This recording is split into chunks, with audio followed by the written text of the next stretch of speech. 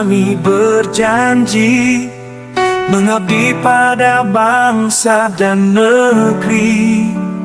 Sehat jiwa raga, kuatlah bangsa, menuju Indonesia jaya. Oh masyarakat Indonesia sehat, cahaya harapan Nusantara.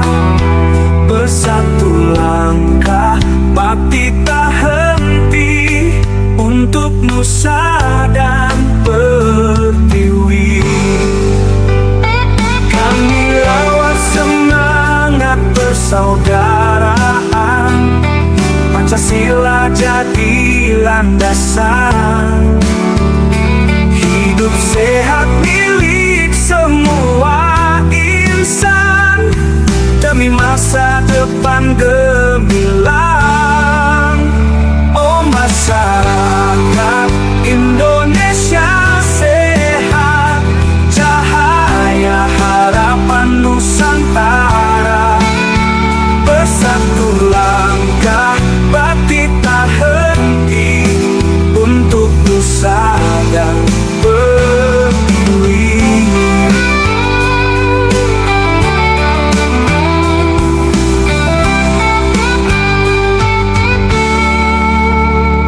Kami rawat semangat persaudaraan, Pancasila jadi landasan. Hidup sehat milik semua insan, demi masa depan gemilang. Oh masyarakat Indonesia sehat, cahaya harapan Nusantara. Bersatu langkah, bakti tak henti untuk Nusa dan Pertiwi. Jayalah Indonesia sehat, abadi dalam karya suci.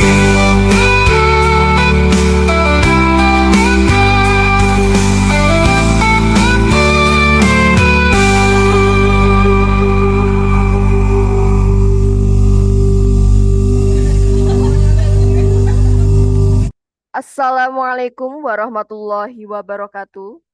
Selamat siang, salam sejahtera untuk kita semua. Yang terhormat Ketua Yayasan Masyarakat Indonesia Sehat, Apoteker Lukman Hakim, Magister Biomedis.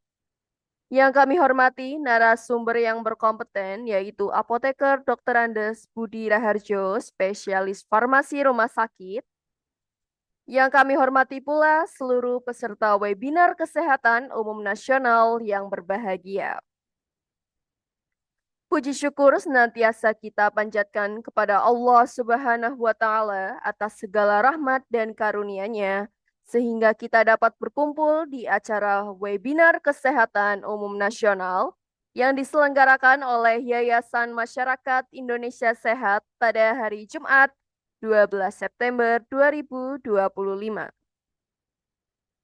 Yayasan Masyarakat Indonesia Sehat merupakan lembaga penyelenggara pelatihan kesehatan terakreditasi B oleh Kementerian Kesehatan Republik Indonesia. Yayasan Masyarakat Indonesia Sehat juga merupakan penerbit yang termasuk ke dalam anggota Ikatan Penerbit Indonesia. Pada webinar kesehatan umum nasional hari ini mengangkat tema osteoartritis solusi terkini. Untuk mengawali acara kita, perkenankan saya, Salsa Norman Putri, akan membacakan susunan acara pada siang hari ini. Acara yang pertama, pembukaan. Acara yang kedua, mendengarkan lagu kebangsaan Indonesia Raya. Acara yang ketiga, webinar kesehatan umum nasional. Dan acara yang terakhir, penutup. Untuk memulai acara pada siang hari ini, marilah kita buka dengan bacaan basmalah bersama-sama. Bismillahirrahmanirrahim. Semoga dengan bacaan basmalah acara dapat berjalan lancar sampai usai nanti. Acara yang kedua, mendengarkan lagu Kebangsaan Indonesia Raya.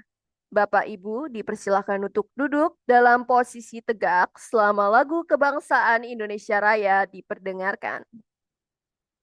Acara selanjutnya yaitu webinar kesehatan umum nasional osteoartritis solusi terkini Yayasan Masyarakat Indonesia Sehat akan dipandu oleh Kak Rizky sebagai moderator.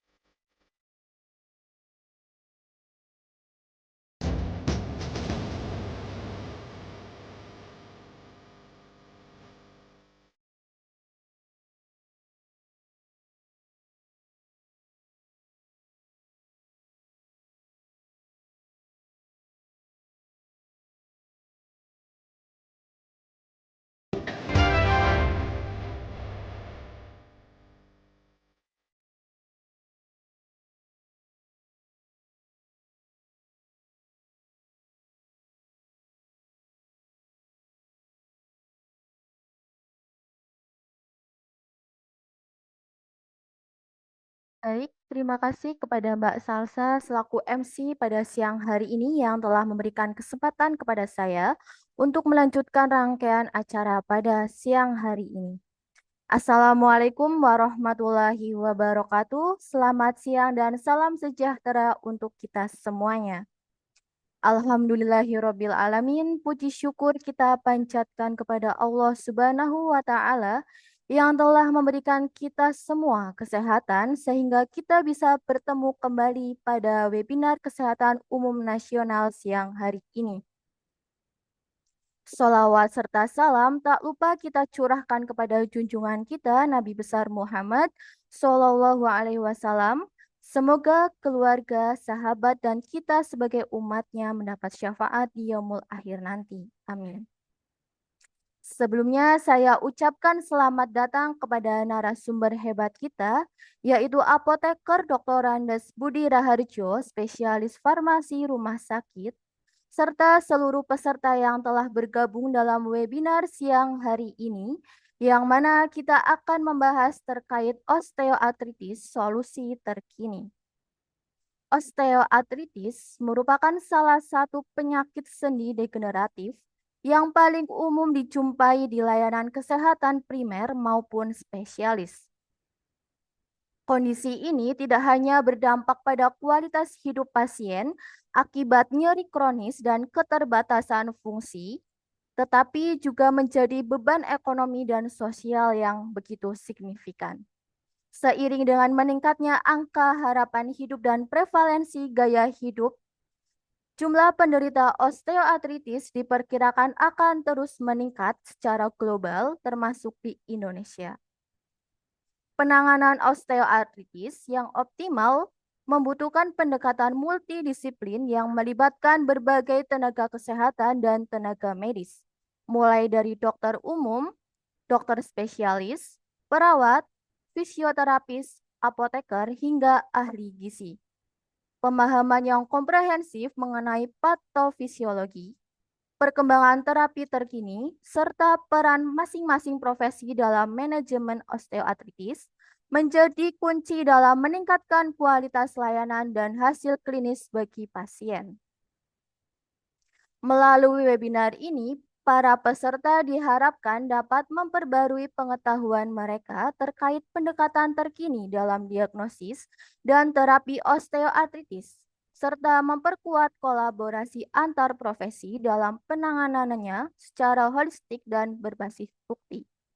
Dengan demikian, mari kita semua memanfaatkan kesempatan ini untuk berdiskusi dengan narasumber hebat kita pada siang hari ini dalam pembahasan osteoartritis solusi terkini. Baik, untuk selanjutnya mari kita simak bersama pembahasan memahami osteoartritis, pendekatan multidisiplin dalam penanganan osteoartritis, terapi terkini dan inovatif, Tentunya bersama dengan narasumber kita, Apoteker Dr. Randes Budi Raharjo, spesialis farmasi rumah sakit.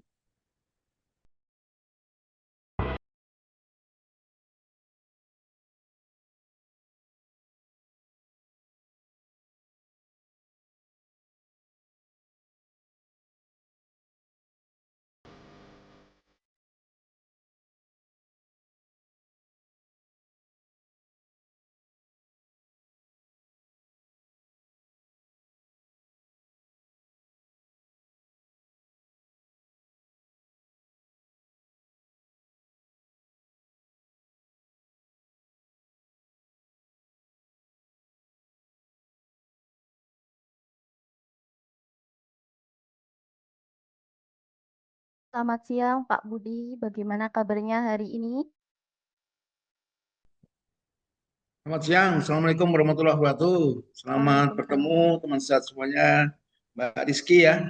Salam Ya, sehat. Apakah alhamdulillah. suara saya terdengar? Sudah terdengar, Pak. Ya, oke. Baik, Pak. Seperti biasa, saya mohon izin. Sebelum memaparkan materi, perlu saya sampaikan untuk diskusi pada hari ini. Setelah pemaparan materi berlangsung, akan dilanjutkan dengan sesi tanya jawab dan sesi foto bersama. Untuk sesi tanya jawab, seperti biasa, peserta bisa bertanya langsung dengan fitur raise hand atau dicantumkan pada chat Zoom dengan format nama, instansi, serta pertanyaan yang akan ditanyakan selama pemaparan berlangsung. Baik Bapak Ibu sekalian, tanpa berlama-lama, waktu dan layar saya persilahkan kepada narasumber. Baik. Terima kasih Mbak Rizky, moderator. Teman sehat semuanya yang saya cintai, saya banggakan. Saya izin share. Ya. Oke, sudah terlihat ya gambarnya ya, PPT-nya. Sudah Pak. Baik, saya besarkan dulu. Ah, teman sahabat sekalian, karena ternyata ini saya narsum tunggal ya, jadi sebelumnya saya ya istilahnya membuat statement disclaimer ya. Jadi yang saya sampaikan ini mungkin tidak bisa komprehensif seperti yang tadi disampaikan pengantarnya dinarasikan oleh moderator ya. Jadi dari sisi praktek keapotekeran ya yang saya kuasai. Beberapa yang saya tahu akan saya jawab, kalau saya tidak paham kaitannya dengan fisioterapi dan sebagainya, barangkali mungkin bisa mungkin ada sesi lain ya nanti dengan bersama-sama dengan narasumber yang lain. Baik teman sahabat sekalian, asuhan keapotekeran untuk osteoartritis ya, karena apoteker ini juga untuk minor ailment. Osteoartritis ini sebenarnya kasus yang sangat banyak ya di populasi negara kita ya. Bonus demografi itu menyebabkan penyakit osteoartritis semakin banyak karena radang sendi osteoartritis ini adalah radang sendi akibat degeneratif ya. Jadi semakin tua usia umur hidup masyarakat Indonesia, maka akan semakin banyak kasus-kasus osteoartritis ini diderita oleh para lansia kita. Baik, ini yang akan kita bahas ya. Teman sahabat sekalian, rematik atau artritis ya, radang sendi ini kalau orang awam Indonesia bilangnya rematik gitu ya. Ini nanti yang paling sering sekali terjadi di Indonesia itu adalah rheumatoid arthritis, osteoartritis, dan gout ya. Kalau gout sudah sekali memisahkannya karena ada peningkatan kadar asam urat yang kemudian membentuk kristal di sendi. Kalau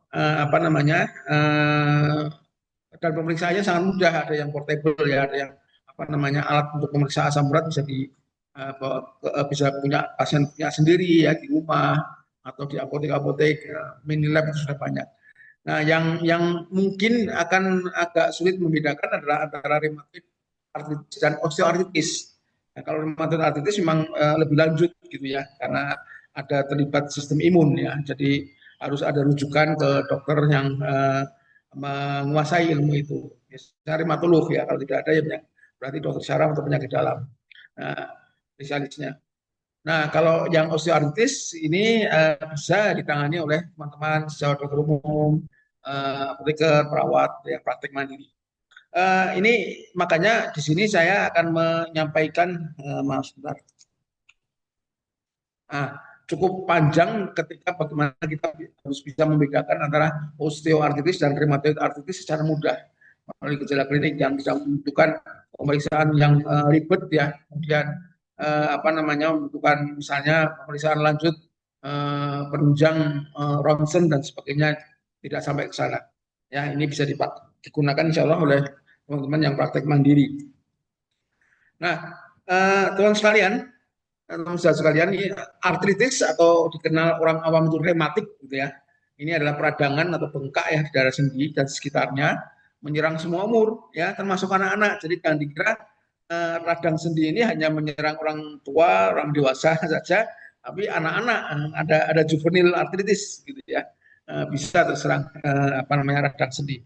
Dan tentu saja mekanismenya terjadinya bukan seperti osteoartritis yang menjadi pokok bahasan kita, karena osteoartritis atau radang sendi degeneratif ini penyebabnya karena memang ada degeneratif, kasus berkurangnya rawan sendi ya, karena degeneratif memang, karena sudah mulai aus dan sebagainya. Jadi berbeda dengan artritis atau radang sendi pada anak-anak. Kemudian penderitanya itu lebih banyak wanita ya, jadi mohon maaf ini ya, jadi moderatornya wanita, jadi tidak bermaksud apa-apa. Ini memang faktanya artritis ini lebih banyak di wanita, apalagi nanti kalau terkait dengan rheumatoid artritis ya. Pria lebih banyak terkena gout ya. Jadi gout itu meningkatnya asam urat sampai asam uratnya bisa masuk ke dalam sendi. Nah, gout ini justru temannya laki-laki, teman testosteron. Jadi anak muda remaja yang suka yang mulai terdapat peningkatan testosteron malah rawan atau merupakan faktor risiko tersimpannya asam urat meningkat dan tersimpan di sendi. Sebaliknya asam urat sendiri takut sama perempuan ya, karena perempuan punya estrogen ya. Makanya kalau ada seorang wanita masih usia subur ya, masih memiliki siklus menstruasi yang baik gitu ya, kemudian datang ke apotek minta beli allopurinol misalnya untuk penurun asam urat, kita harus bertanya, harus banyak kepo gitu ya. Loh, ibu beli asam urat buat siapa? Oh, ini buat saya. Tahunya gimana aku pakai asam urat dan seterusnya. Kita harus betul-betul selidiki, screening benar-benar wanita ini terkena gout atau bukan, karena wanita usia subur jarang sekali yang menderita gout ya, atau peningkatan asam urat dan tersimpan di dalam sendi sehingga menimbulkan nyeri, peradangan gout. Ya, jadi karena estrogen ini akan meningkatkan pengeluaran asam urat di ginjal. Ya, makanya kadar asam urat perempuan kan lebih sedikit, lebih rendah daripada laki-laki. Nah, laki-laki punya testosteron, temannya asam urat itu testosteron, musuhnya asam urat itu estrogen, gampangnya begitu. Nah, wanita menopause itu lebih mudah sekali atau rentan atau faktor risiko terserang artritis. Ya. Istri saya itu sudah menopause, beliau mulai terserang gout ya, makanannya sudah dijaga ya, tapi rendah purin, tapi terserang gout karena estrogennya sudah tidak ada.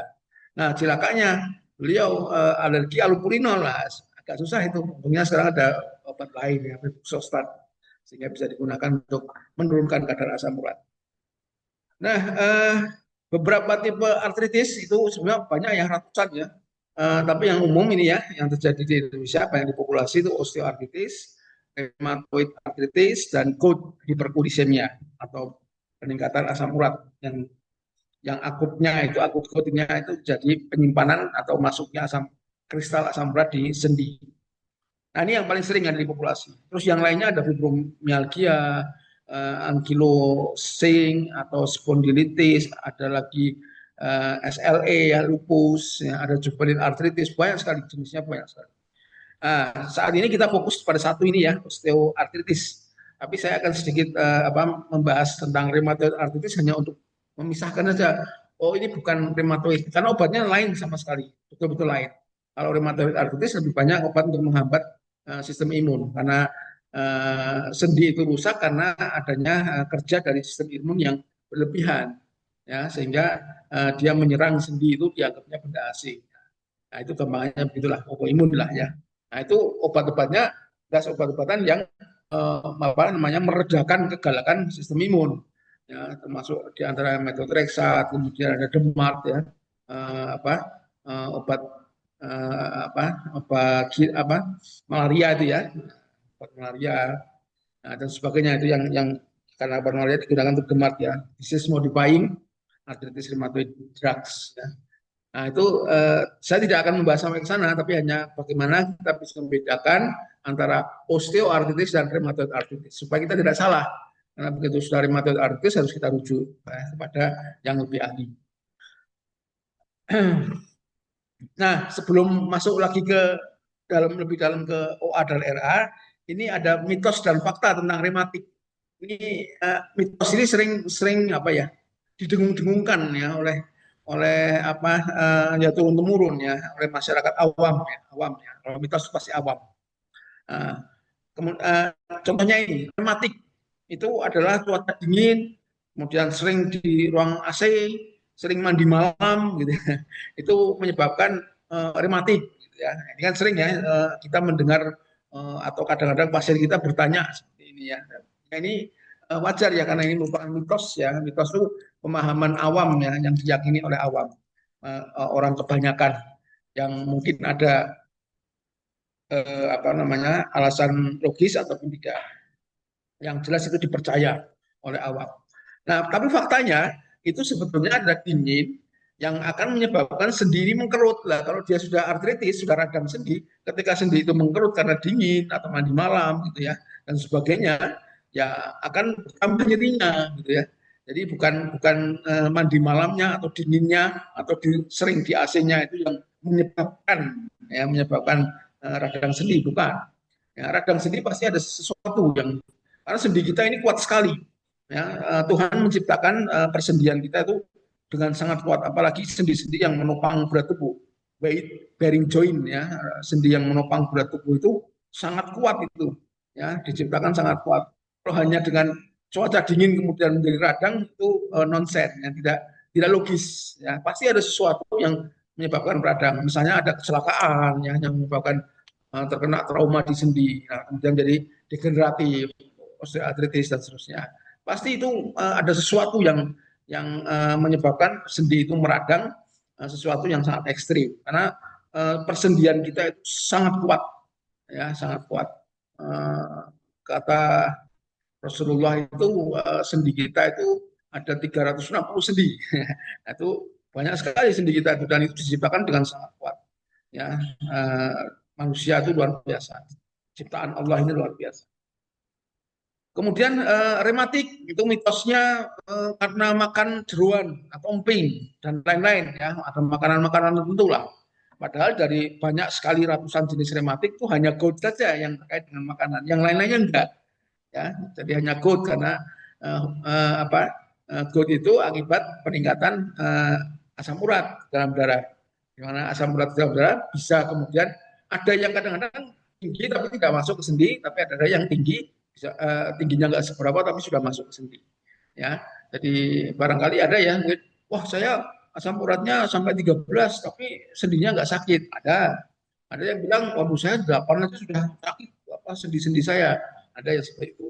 Ya, jadi itu karena orang berbeda-beda. Ya. Nah, kalau yang sudah masuk ke dalam sendi itu namanya gout. Jadi hanya gout saja yang penyebabnya adalah makanan. Yang lainnya radang sendi yang lain tidak. Nah, bukan karena penyebabnya makanan yang mengandung tinggi purin. Kemudian mitosnya rematik itu wanita hamil dan menyusui rawan terkena rematik. Padahal studi dari American College of Rheumatology itu justru wanita yang menyusui 2 tahun atau lebih ini kecil kemungkinannya mengalami RA, rheumatoid arthritis. Ya. Radang sendi rheumatoid ya, dibandingkan yang menyusui hanya 3 bulan saja. Ini hasil riset ya. Jadi riset itu kan pasti sudah melalui proses yang panjang dan kaidah-kaidah ilmiah, metode ilmiah. Jadi faktanya justru wanita menyusui 2 tahun sesuai dengan anjuran Al-Quran, itu malah justru apa namanya akan terhindar ya dari serangan rheumatoid arthritis atau penyakit autoimun yang lain. Mitosnya rematik itu faktor keturunan. Jadi ya hanya beberapa saja sebetulnya jenis rematik yang merupakan faktor keturunan. Biasanya karena yang keterlibatan sistem imun kayak rheumatoid arthritis, SLE dan GOUT. Yang lain-lainnya tidak. Ya, tidak selalu faktor keturunan. Kemudian ada mitos juga bahwa rematik itu hanya menyerang lanjut usia saja. Padahal ada juga juvenil rheumatoid arthritis ya. Kemudian lupus gitu ya, yang sudah sangat terkenal lupus yang beberapa webinar sering saya melihat ada tentang lupus. Itu malah menyerang wanita muda, ya, usia 19, 20 ya, sampai 25 tahun. Kayak GOUT itu justru menyerang laki-laki muda, laki-laki yang baru pubertas itu malah pernah saya menemui pasien saya baru SMA kelas 2 itu sudah terkena GOUT, namanya tinggi sekali. Ya, karena tadi ya asam urat itu sahabatnya testosteron. Ya. Ada lagi penyakit non rematik, tapi gejalanya tuh sama hampir mirip dengan rematik. Ya, nyeri otot dan nyeri sendi. Ya, apa itu? Penyakit infeksi misalnya pada endokarditis, disentri, penyakit gonore ya, penyakit kelamin, hepatitis, ya radang hati, rubella, salmonellosis, salmonella typhus ya tifus, tifoid ya. Kemudian faringitis karena streptococcus faringitis itu ini radang tenggorokan ya. TBC, meningitis ya, infeksi jamur dan protozoa. Kemudian juga ada penyakit metabolik atau endokrin, contohnya akromegali, hiperlipoproteinemia ya. Kemudian diabetes, ya, diabetes mellitus, osteoporosis, osteomalacia karena CKD misalnya. Kemudian tiroid ya dan paratiroid itu karena paratiroid kan tukang ambil kalsium ya. Nah ini juga gejala-gejalanya mirip. Ya makanya kita harus bisa memisahkan. Ini artritis radang sendi beneran, ini yang bukan. Ya. Kemudian ada penyakit sistemik yang lain, ini tadi yang sudah saya singgung ya, gagal ginjal kronis, kemudian hemofilia, hipogammaglobulinemia, inflammatory bowel disease ya, radang bowel ya, usus besar, radangan di sana, leukemia, myeloma ya pada perempuan ya, leiomyoma ya, kemudian neuropati ya, kemudian neuropati biasanya kalau DM ya, neuropati diabetes juga bisa paling sering ya. Kemudian penyakit-penyakit respirasi kayak bronkoektasi, ya, fibrosis, fibrosis dan sebagainya. Penyakit kulit ya ada ya tentang yang ini psoriasis ya, erythema nodosum itu bisa ada efek-efek sistemiknya yang gejalanya tuh mirip sekali dengan nyeri sendi, nyeri otot dan nyeri sendi. Oke. Nah, kita mulai ya bagaimana caranya membedakan osteoartritis dan rheumatoid arthritis. Kalau kita teliti ya, kalau kita teliti men-screening pasien kita ini tadi penyakit-penyakit yang ini akan tersingkir ya. Penyakit-penyakit ini akan tersingkir. Jadi kita fokusnya pada persendian. Perbandingan antara rheumatoid arthritis dan osteoartritis ya itu kalau rheumatoid arthritis itu lebih banyak pada perempuan ya, 3:1. Kalau osteoartritis sama ya, chance-nya sama. Kemudian onset umurnya rheumatoid arthritis itu bisa dari muda sampai tua ya, tidak mengenal usia. Kalau osteoartritis ini karena penyakit degeneratif ya, biasanya diderita usia paling tidak ya 40-45 tahun ke atas. Ya. Pada usia muda jarang. Ini untuk screening ya, jadi lebih mudah untuk begitu ada pasien datang nyeri sendi, maka kita lihat umurnya berapa nih.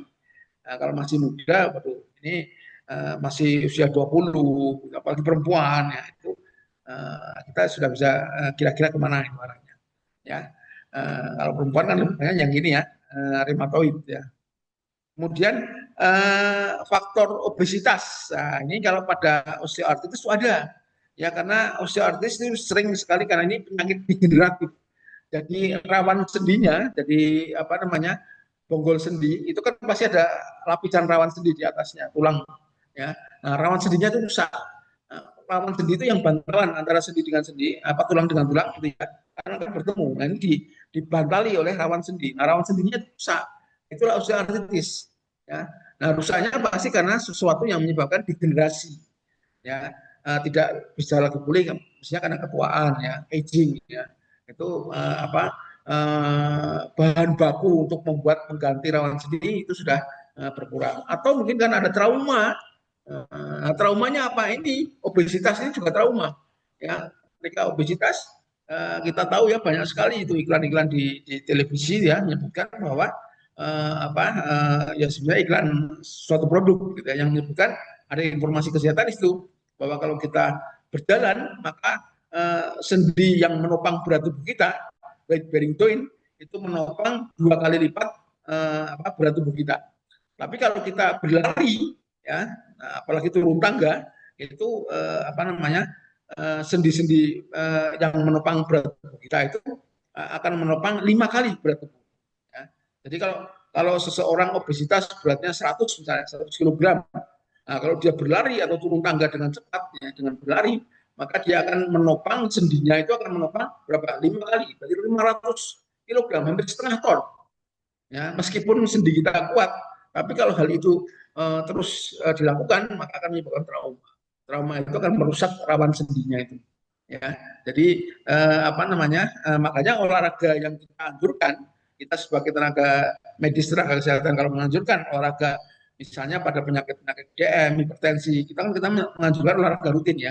Kita kalau lihat pasiennya obes, jangan kita anjurkan untuk lari, ya nanti justru ada solusi yang kita berikan, justru akan menimbulkan permasalahan yang lain ya, yaitu rawan sendinya rusak, malah osteoartritis. Olahraga yang terbaik bagi orang-orang yang obes ya, yang penting kan olahraga kardio ya, jalan kaki, kemudian bersepeda, berenang yang low impact ya, olahraga yang low impact. Low impact terhadap apa? Terhadap sendi-sendi penopang berat tubuh kita.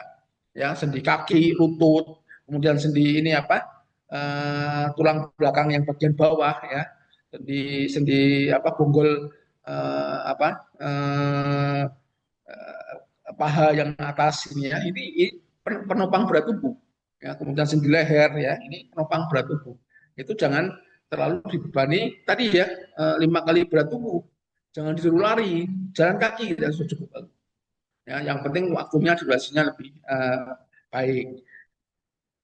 Kemudian sendi-sendi yang terlibat, kalau rheumatoid arthritis ini karena terkait dengan sistem kekebalan tubuh, itu simetris rata-rata. Kalau osteoartritis bisa simetris, bisa tidak, karena tergantung trauma tadi ya. Nah, trauma itu kan bisa macam-macam ya, bisa karena kecelakaan atau olahraga, misalnya voli, loncat, kemudian bisa terjatuh dan sebagainya. Nah, itu semacam itu ya.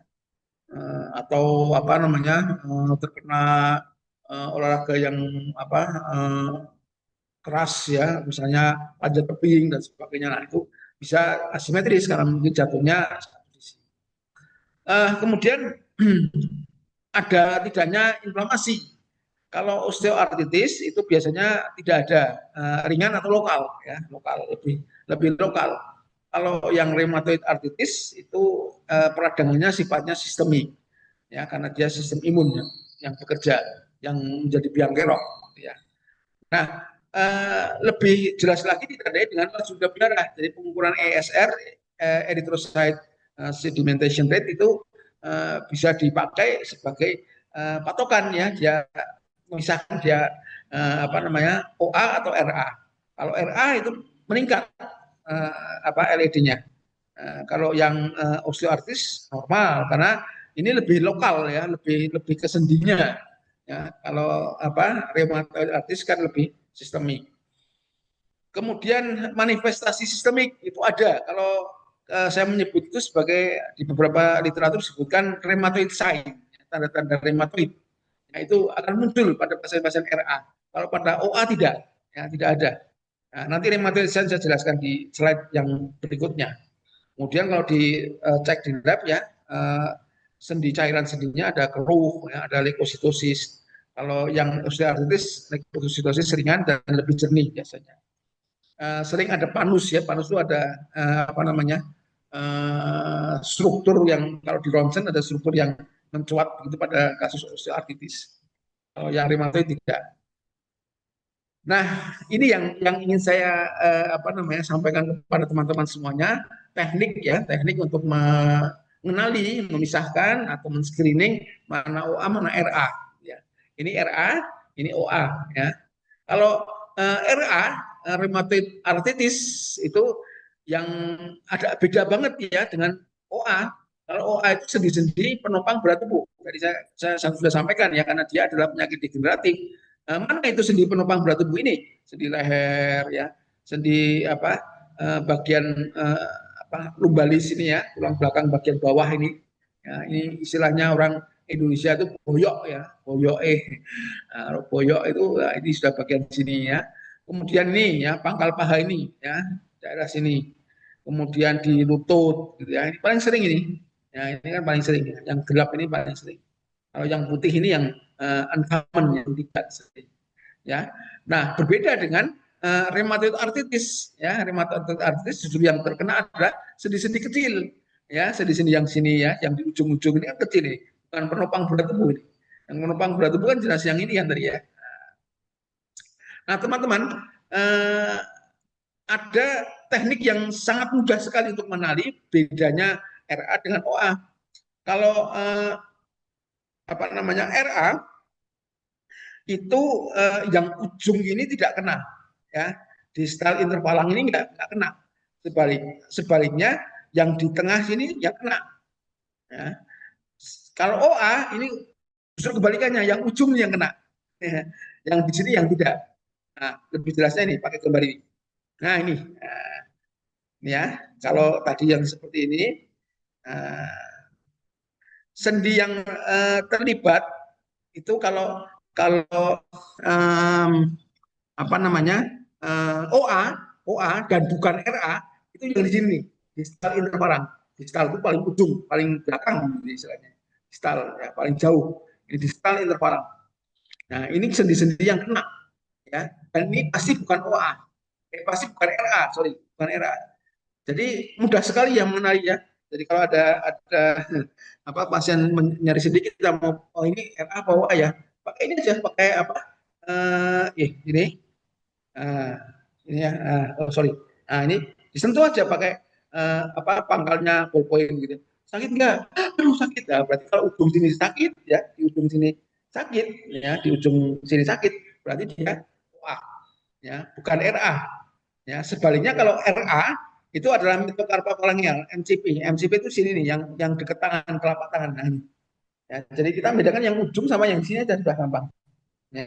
Kalau di sini disentuh dengan pangkal ballpoint, ya, atau dengan tangan aja disentuh ini, aduh sakit, gitu ya. Sementara yang ini tidak, berarti dia RA. Baliknya kalau yang di sini disentuh begini sakit, yang di sini tidak, berarti ya OA. Ya, mudah ya dikenalinya, sangat gampang banget. Ya. Kalau kita sudah yakin bahwa itu, karena kita fokusnya pada sendi. Ya, pasti kalau sendinya yang sakit pasti bukan yang sistemik tadi, yang apa namanya terkait dengan gejala-gejala lain, penyakit metabolik dan sebagainya pasti bukan. Karena kita fokusnya pada pemeriksaan sendi. Nah, yang paling gampang sendi di ujung tangan ini. Oke, gampang ya. Nah, baik, rheumatoid sign ya, yang saya tadi sampaikan di tabel tadi ya. Ini tadi ada tabel. Nah, ini rheumatoid sign. Nah, kalau yang RA itu ada, tapi OA tidak ada. Makanya kita harus mengenali, membuang untuk menyingkirkan bahwa itu bukan RA. Ya, karena kita fokusnya pada OA, ya, osteoartritis. Nah, maka kita singkirkan tanda-tanda ini rheumatoid sign. Kalau tidak ada berarti dia OA, gitu ya. Apa itu rheumatoid sign ini? Gejala sistemik yang mengikuti rheumatoid arthritis. Ada lemas, gejala pokoknya sistemik lah ya, lemas, fatigue ya, kemudian demam, greges, meriang gitu ya. Nah itu biasanya, cuman meriang ini apa namanya biasanya kadang-kadang oh ini lagi flu gitu ya. Jadi kita harus apa namanya bisa membedakan. Maka kita tanyakan meriangnya kapan? Meriangnya sudah lama, mungkin tapi lama gitu ya. Diobati ini nggak sembuh-sembuh. Nah, jangan-jangan itu mulai RA-nya saat itu. Ya, kalau sudah ada seperti itu, maka itu RA. Maka kalau kita praktek di apa namanya primer ya kita rujuk aja apa spesialis yang lebih terkait karena itu RA. Kemudian laju endap darah. Nah, ini kalau di laboratorium ya, itu lebih dari 100 ya, lebih atau sama dengan 100 mm per jam. Itu berarti ada tanda-tanda inflamasi yang sistemik. Nah, kemudian yang lainnya yang paling gampang juga adalah anemia. Dan anemianya normositik normokromik. Kalau ini sudah normositik normokromik berarti sudah dari lab ya. Normositik berarti MCV-nya normal, normokromik berarti MCH-nya normal. Ya, yang tidak berespon dengan besi. Nah, anemia itu juga mudah sekali dikenali ya kalau kita di lapangan di primer ya, di apotek, di praktek mandiri gitu ya, itu mudah sekali mengenalinya, yaitu dengan apa? Melihat konjungtivanya. Nah, ini konjungtiva anemis itu gampang banget dikenali ya. Nah, konjungtiva ini yang bagian dalam ini dari mata yang sebelah bawah ya, kita buka begini gitu ya. Nah, nanti kalau yang B ini ada perbedaan antara garis mata yang di luar dengan yang di dalam mata. Ya, yang di dalam mata lebih merah. Nah, ini tidak anemia. Ya, kalau anemia itu begini nih, garis matanya itu warnanya sama, yang di dalam sama. Nah, ini pucat ini. Nah, ini sudah ada tanda-tanda anemia. Meskipun memang harus dicek dengan HB, pengecekan HB. Disebut anemia kalau HB, hematokrit dan eritrositnya memang rendah. Nah, tapi dengan melihat tanda-tanda gejala klinik ini saja kita sudah bisa mengenali. Jadi kalau ada nyeri sendi disertai dengan anemia dan ininya sudah kronis, sering les-lesan dan sebagainya, wah itu sudah berarti ada tanda-tanda rheumatoid sign tadi. Ya, itu larinya ke rheumatoid arthritis bukan osteoartritis. Itu ya. Baik, kemudian faktor risiko apa yang menyertai osteoartritis supaya kita lebih mengenali atau lebih melengkapi screening kita ya. Tadi usia ya, lebih atau di atas 45 tahun ya. Kemudian jenis kelaminnya gitu ya. Terutama wanita menopause gitu ya. Obesitas itu gampang banget itu. Kalau obesitas itu pasti degeneratif ini ya. Obesitas, kelebihan berat badan atau olahraga keras gitu ya. Pekerjaan berat, atlet misalnya, atau mohon maaf bapak-bapak yang pengayuh beca keras itu, atau bapak-bapak yang pekerjaannya memanggul. Kalau di pasar itu kan ada tukang panggul beras itu ya, itu truk beras nyampe pasar, kemudian ada yang suka menawarkan jasa memanggul beras masuk ke gudang.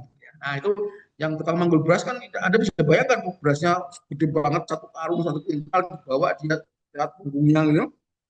Nah itu kan weight bearing joint atau sendi-sendi penopang tubuh terbebani dengan beratnya. Kemudian ada metabolisme ya, penyakit metabolisme kayak diabetes ya, GORD dan sebagainya. Ya ini harus kita merupakan faktor risiko ya. Kemudian ada riwayat keluarga yang osteoartritis itu juga dapat meningkatkan risiko tersebut.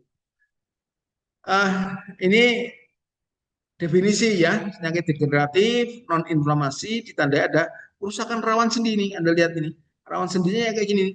Yang harusnya ini putih-putihnya ini rawan sendinya ini sebagai bantalan rapat, tapi karena degeneratif ya ini ada luka-luka begini, robek-robek, luka nggak bisa dikembalikan ya. Harusnya ketika rusak cepat kembali. Itu kalau masih muda seperti itu ya, tapi kalau sudah berumur lansia karena mungkin substrat untuk membentuk atau metabolisme tubuh untuk membentuk rawan sendi ini sudah mulai menurun, maka rawan sendi yang rusak itu tidak segera diganti. Tubuh kita tidak bisa segera mengganti karena sudah tua. Ya. Nah, terus akhirnya seperti ini. Ya. Kalau seperti ini banyak di bawah sini ya, maka tulang sama tulang kan berbenturan itu. Ya. Akan kemudian terjadi inflamasi di lokal situ, merasakan sakitnya luar biasa. Ya. Padahal harusnya bantalan sendi itu, rawan sendi, bukan tulang. Ini kan tulang ini sudah robek-robek kayak gini. Ya. Diagnosisnya, penegakan kriteria diagnosisnya ini ya, monoartikuler atau oligoartikuler, banyak beberapa sendi, sering asimetris, nyeri sendinya yang dalam, ya, sendinya kaku saat diam, terutama sendi yang penopang berat badan, gitu ya. Setelah aktivitas kemudian diam, wah nyeri ya. Kemudian persendian kecil di tangan, ya ada osteofit, ya ada apa benjolan-benjolan tulang di sendi-sendi tadi, ya, pembesaran ujung tulang, ya. Kemudian warnanya kemerahan, bengkak, nyeri, ya pada distal intervalang, distal yang paling ujung ya tadi ya, paling ujung. Kemudian jaraknya menyempit, sklerosis subkondral, dan bunyi krepitasi, bunyi kretek kretek kretek ya. Kalau gerak itu bunyi kretek, dengkulnya digerakkan kretek kretek, ya, bunyi kretek kretek istilahnya ini bahasa Jawa ini, kretek kretek, ya. Namanya crepitation atau krepitasi. Ya. Prinsip pengobatannya bagaimana? Kalau kita sudah tahu, ini benar ini apa namanya OA gitu ya. Prinsipnya hilangkan rasa nyeri dan kekakuan sendi mungkin dengan NSAID, analgetik gitu ya. Kemudian pelihara dan tingkatkan gerak sendi. Jadi harus dilatih itu sendinya itu. Ya. Batasi kerusakan fungsi sendi. Tadi yang biasanya olahraga berat dan sebagainya dikurangi itu. Ya, aktivitas-aktivitas yang menyebabkan rawan sendi itu rusak dikurangi. Ya. Kemudian kurangi faktor penyebab, edukasi, ya, edukasi yang tepat kepada pasien dan keluarganya. Kemudian yang terbaik itu kombinasi antara terapi farmakologi dan non farmakologi, ya. Apa itu non farmakologi dari OA? Edukasi pasien, kemudian terapi fisik, ya, okupasi terapi, aplikasi kompres panas dingin, kemudian gantian panas, gitu ya. Kalau pas lagi istirahat, dingin panas, bergantian. Itu akan meredakan rasa nyeri tadi. Kemudian perawatan sendi. Jadi sendi kalau nyeri jangan didiamkan, harus dilatih geraknya. Cuman geraknya hati-hati ya. Misalnya ada tuh kalau Anda buka di YouTube fisioterapi senam tertentu yang untuk melatih gerakan sendi. Jadi gerakan sendi itu harus low impact ya. Low impact itu maksudnya tidak terbebani tapi harus digerakkan. Di tempat kami di Rumah Sakit Margono itu di sana yang di tengah kota ya ada 2 tempat ya. Itu ada kolam renang yang dihangatkan setiap hari Jumat gitu ya. Untuk senam para penderita osteoartritis ini. Jadi senamnya di low impact di kolam renang yang sejadah dan hangat gitu ya, namanya hangat, sejadah gitu ya. Sehingga kalau airnya sejadah kan akan ditopang oleh air ya. Sebenarnya tidak harus begitu ya, tapi senam di kolam renang itu juga bisa ya. Kalau di rumah punya kolam renang kenapa tidak gitu ya. Misalnya di rumah ada gitu ya. Kolam renang diisi airnya sehingga sampai sejadah, sehingga low impact, berat badannya terangkat oleh air ya di dalam kolam renang, sehingga dan kita mulai bergerak itu ya mau dengan musik atau apa gitu ya, kita gerakkan sendi itu pelan-pelan ya, supaya tetap terjaga geraknya, jangan sampai macet justru ya. Kalau macet justru ya nanti nggak bisa gerak lagi ya. Jadi harus tetap bergerak tapi low impact, latihan fisik low impact ya. Kemudian kalau dia obes ya penurunan berat badan. Kemudian ada teknik-teknik tertentu untuk menghilangkan nyeri ya, kayak akupunktur ya, teknik relaksasi ya. Kalau operasi itu pilihan terakhir ya, operasi ganti sendi itu sudah ortopedi ya, spesialis ortopedi akan menangani itu ya. Ada itu yang sampai diganti sendinya karena sudah rusak sama sekali, sudah tidak bisa apa-apa gitu ya, padahal dia masih ingin beraktivitas dan seterusnya. Cuman memang operasi ganti sendi ini mahal ya. Saya tidak tahu ini kalau kosmetik itu ditanggung BPJS seperti tidak ya. Ini kalau ini bukan kosmetik ya, ini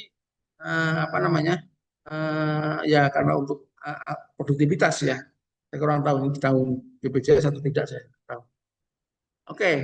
Nah, algoritma terapinya tadi non farmakologi ya, sekarang farmakologinya. Ini ada algoritmanya. Saya ngambil dari di Piro ini ya, di Piro. Ada nyeri sendi gitu ya.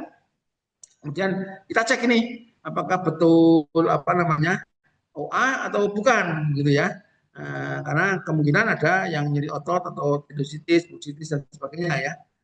Kalau tidak benar, maka non obat dikombinasi dengan terapi obat.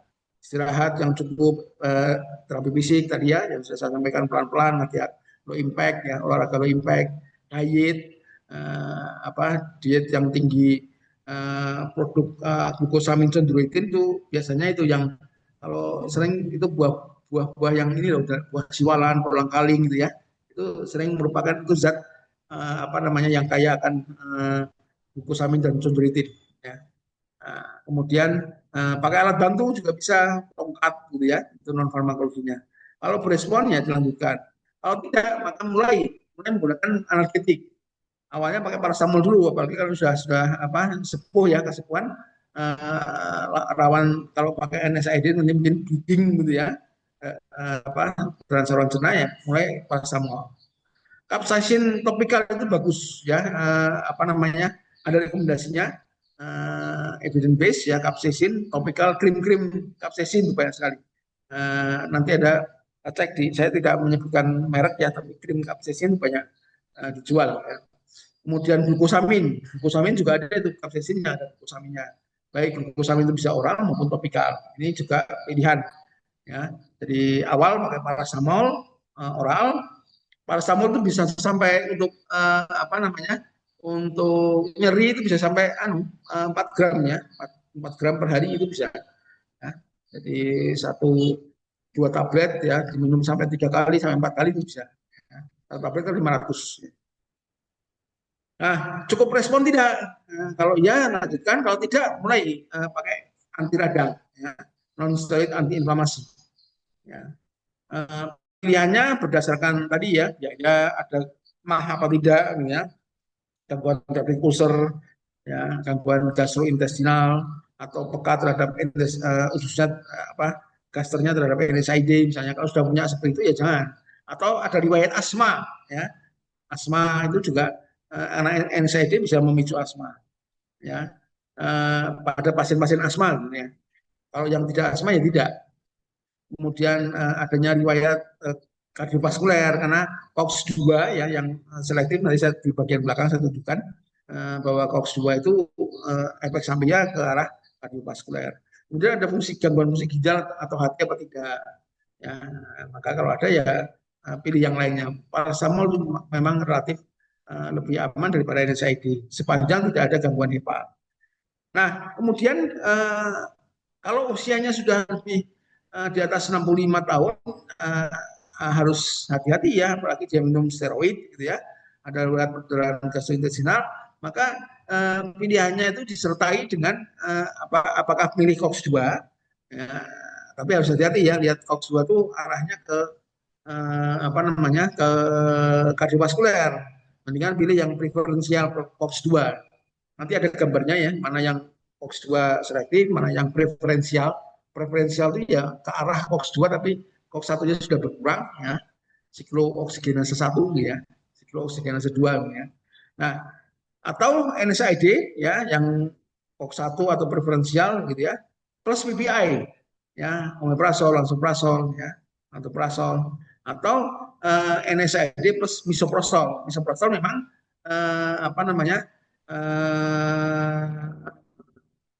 izinnya dari POM itu adalah digunakan untuk mengatasi ulcer yang disebabkan oleh NSAID.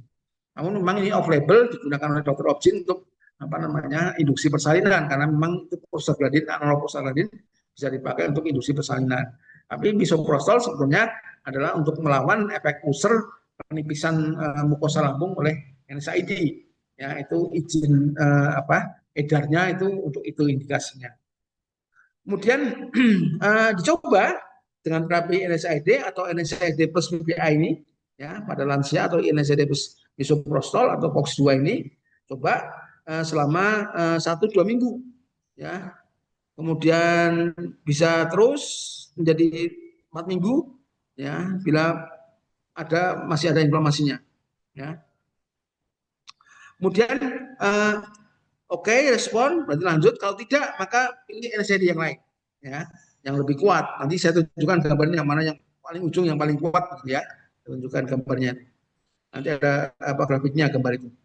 Cukup respon tidak? Kalau tidak ya berarti mulai pertimbangan dengan analgetik narkotik ya, mulai dari kodein, morfin dan seterusnya, tramadol.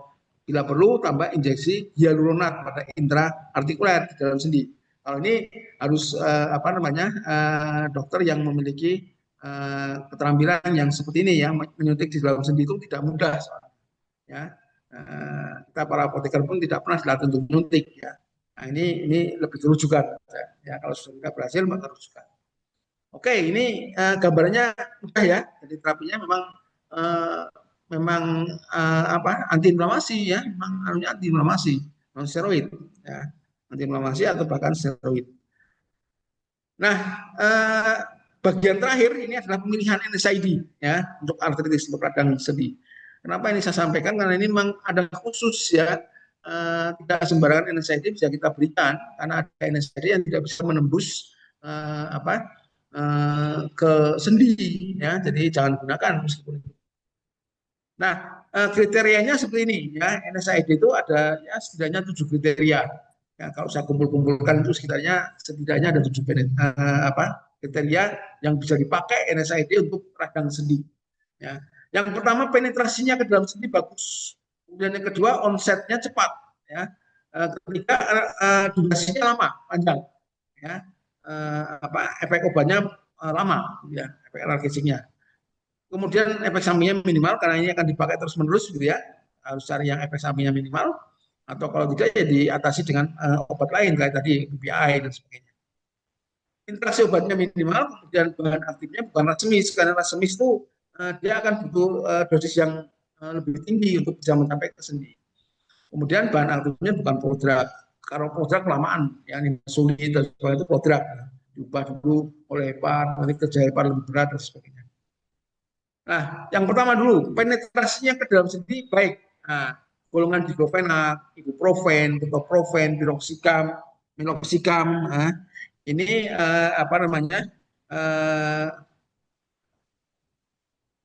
penetrasinya ke dalam sendi bagus. Ya. Kemudian yang kedua tadi apa? Onsetnya cepat, ya, onsetnya cepat, kuat, gitu ya, cepat dan kuat.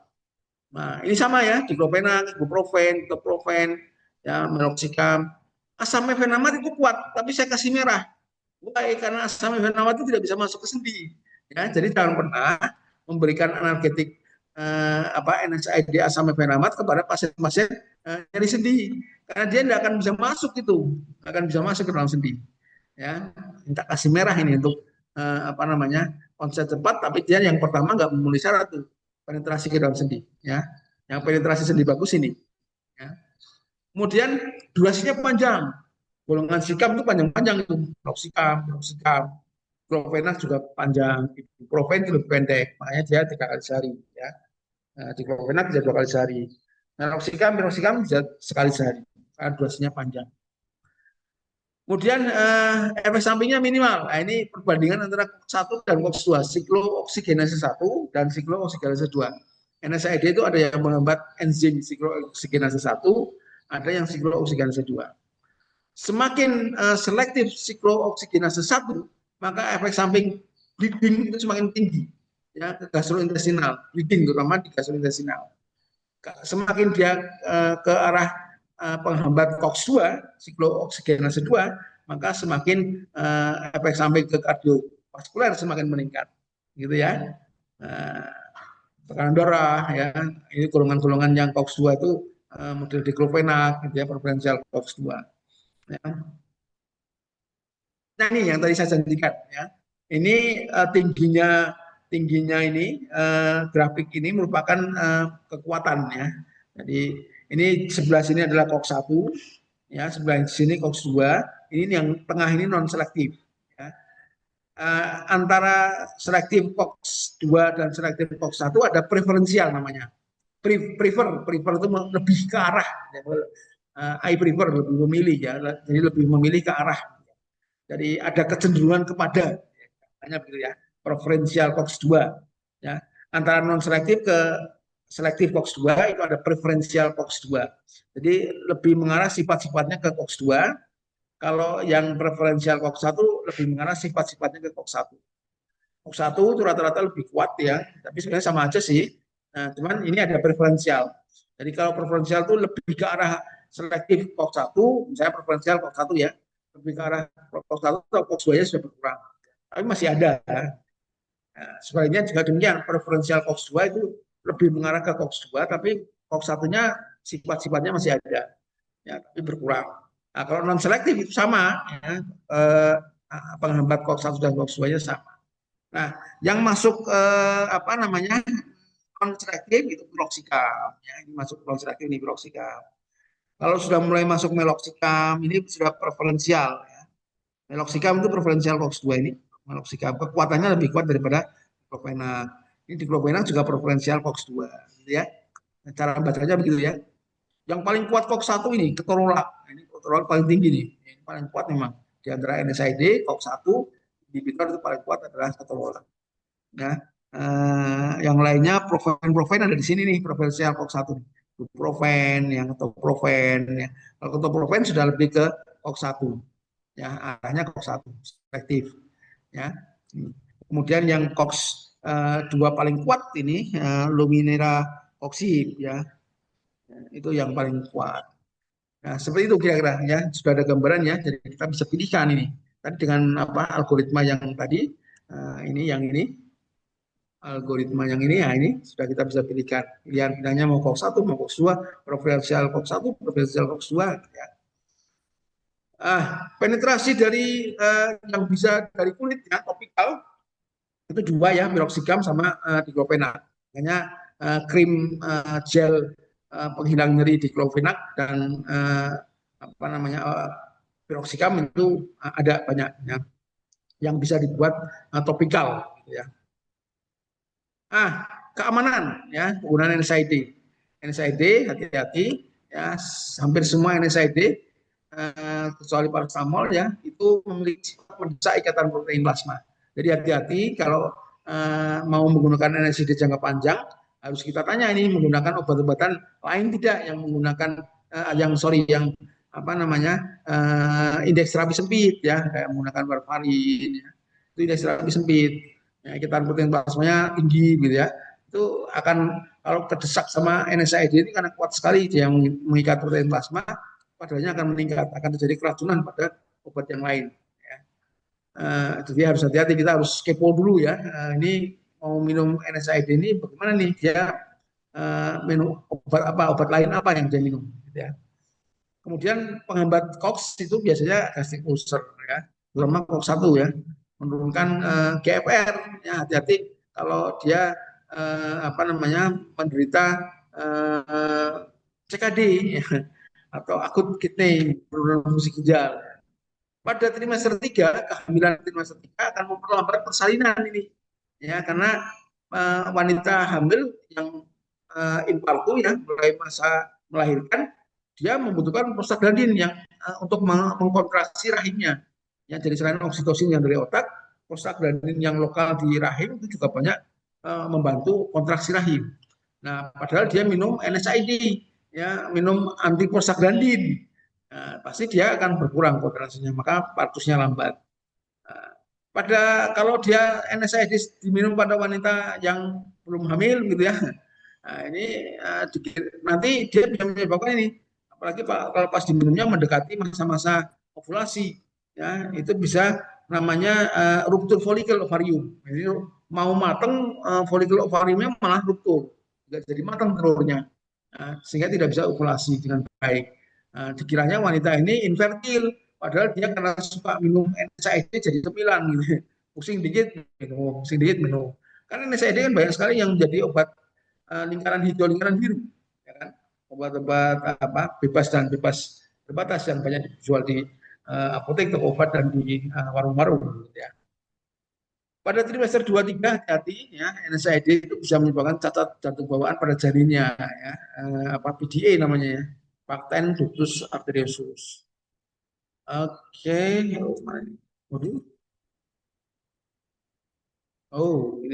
saya keliru mencet ini. Bahan aktif bukan resimis ya. Derivat propional, ketoprofen, ibuprofen itu selalu bentuknya resimis.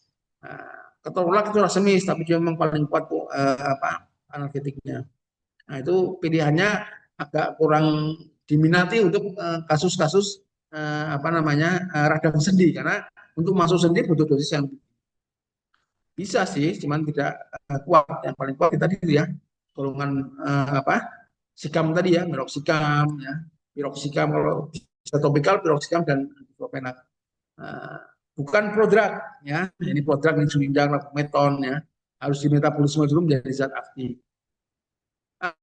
Tadi ada akupunktur ya, non farmakologis ada akupunktur, atau ini ada lagi alat yang mengurangi nyeri, itu TENS namanya, transcutaneous electrical nerve stimulation. Jadi stimulasi saraf ketika ini sering dipakai di rumah sakit oleh para fisioterapis ya, untuk mengurangi nyeri.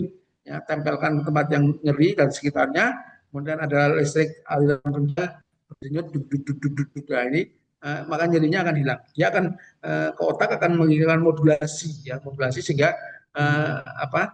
Kalau ada belajar teori gate control gitu ya, akan mengontrol masuknya respon nyeri yang ke atas. Ya, jadi ditahan, ambang nyerinya ditingkatkan. Oke, terima kasih. Mudah-mudahan bermanfaat buat teman-teman semuanya. Waktu saya kembalikan kepada moderator. Silakan. Baik, Pak. Terima kasih atas pemaparan materinya. Untuk selanjutnya, kita lanjutkan sesi tanya jawab sekitar 30 menitan. Dan selanjutnya saya bacakan untuk pertanyaan yang sudah ada di chat Zoom.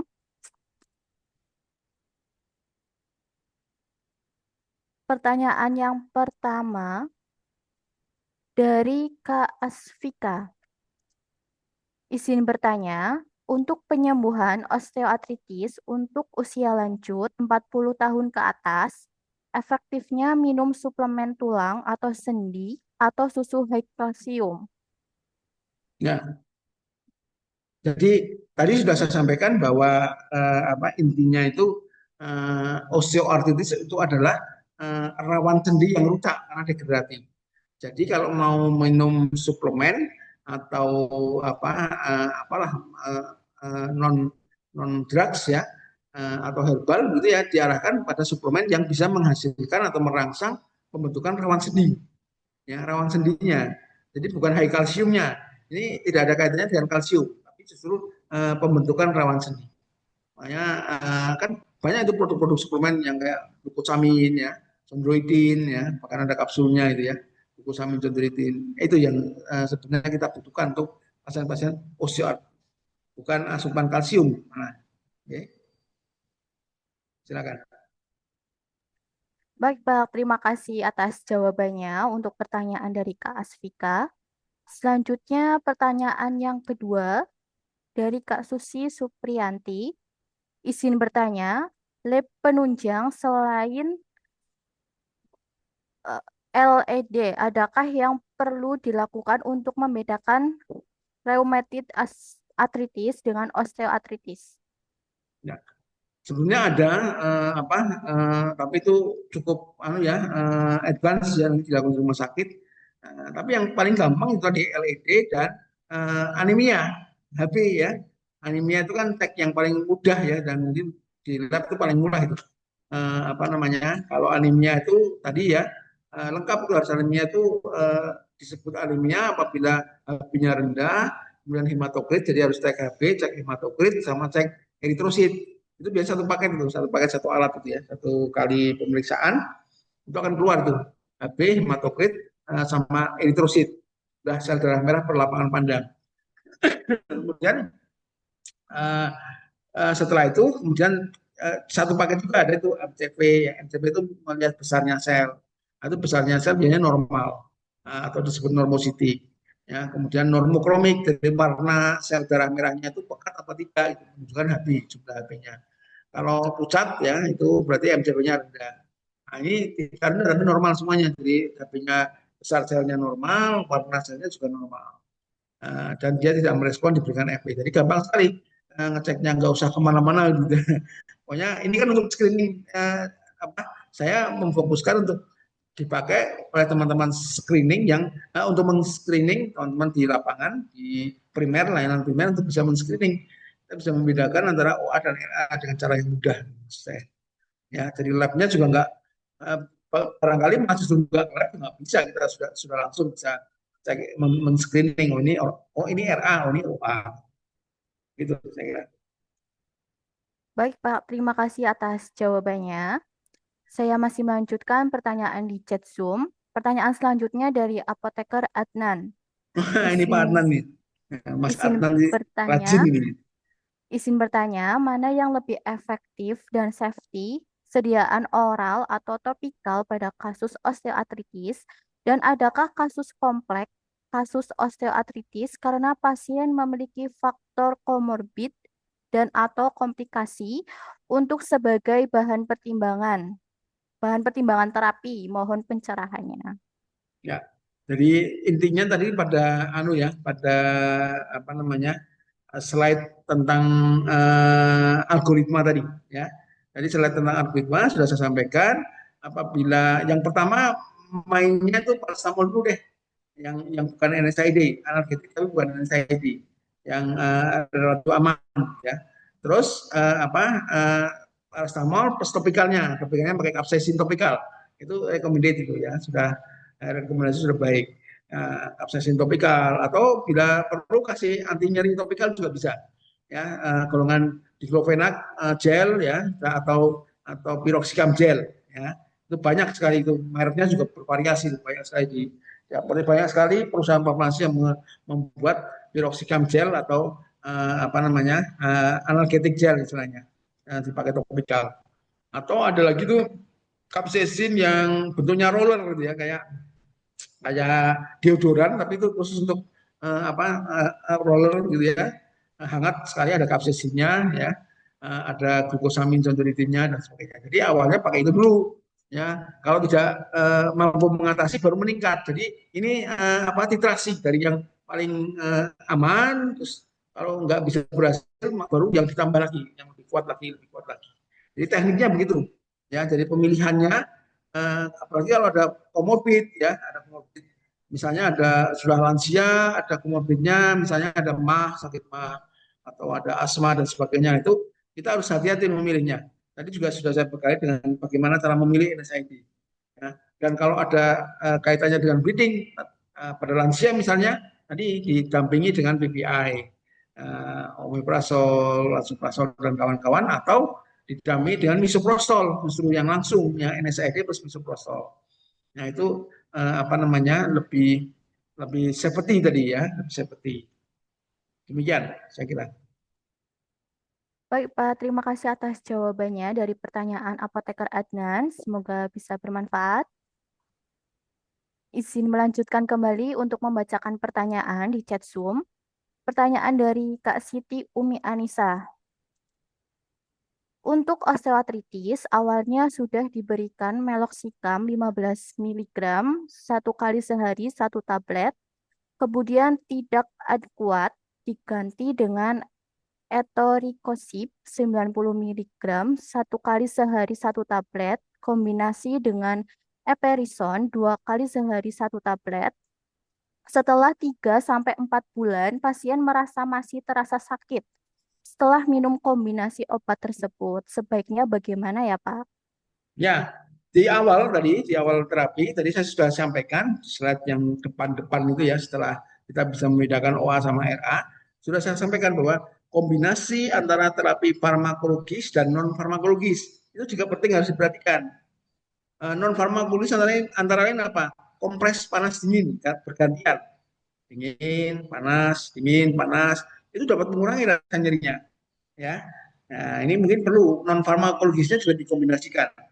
Nah, terus termasuk diantaranya tadi alat yang TENS tadi terakhir itu, untuk mengurangi sendinya. Nah, yang paling penting juga yang berikutnya adalah sendi itu tetap harus dilatih. Jadi jangan sampai tidak dilatih. Dengan apa? Olahraga low impact.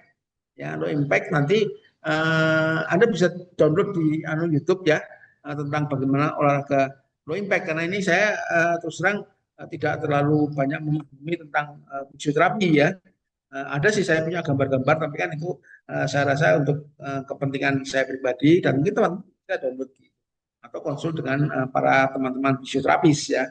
Tapi intinya low impact itu, jadi sendi harus dilatih, digerakkan, tapi dengan tidak terlalu terbebani, terlalu berat.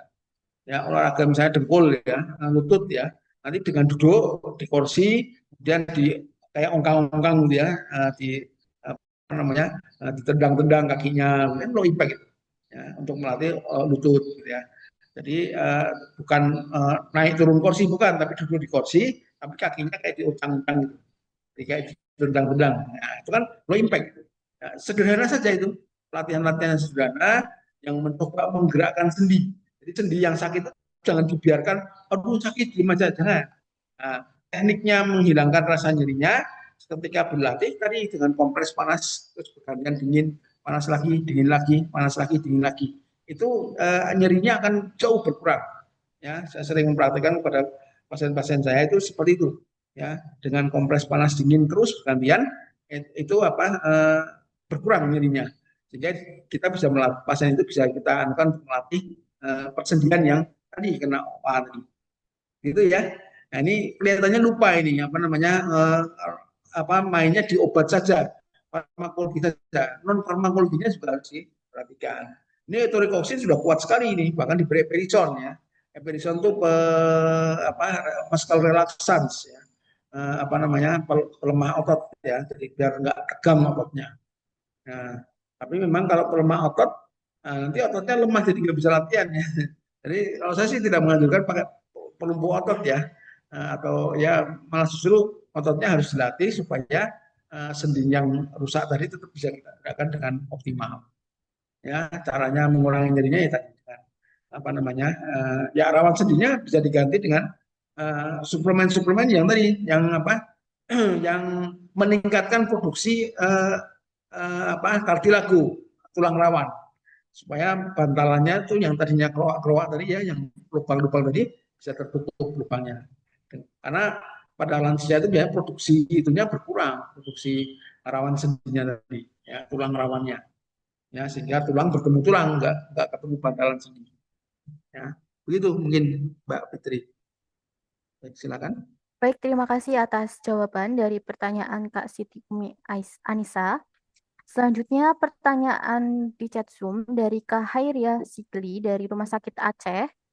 Izin bertanya, apakah penggunaan glukosamin harus diminum selamanya sampai akhir hayat? Atau ada jangka waktunya, Pak? Ya, suplemen itu bisa diminum seterusnya. Namun sebetulnya begini, kira-kira itu membantu tidak gitu ya. Jadi kalau evaluasi kan evaluasi 2-3 bulan, kemudian tingkatkan lagi berikutnya. Selain dengan glukosamin itu juga ada makanan ya, makanan nutrisional yang tadi ya, yang saya sempat sebutkan ya, ada kolang-kaling ya, sempalan ya, produk-produk yang dari keluarga kelapa gitu ya, itu baik sekali untuk substrat pembentukan rawan sendi. Nah, yang perlu kita ketahui bahwa sekali lagi bahwa penyakit osteoartritis itu adalah penyakit degeneratif. Jadi faktanya itu sudah terjadi kerusakan di bantalan sendinya. Jadi ya paling bisa kita lakukan ya mengurangi nyeri gitu ya. Kemudian melatih agar sendi itu tetap bergerak. Kemudian bila perlu dan bila memungkinkan kita beri suplemen-suplemen yang bisa merangsang pembentukan rawan sendi. Nah, kalau meskipun kemudian setelah diberi itu karena dia sudah aging, sudah lansia, gitu ya, dan memang produksinya kurang, untuk pembentukan tulang rawan itu berkurang, ya sudah. Yang penting nyerinya berkurang sehingga dia bisa beraktivitas. Itu yang penting di situ aja kita jaga itu.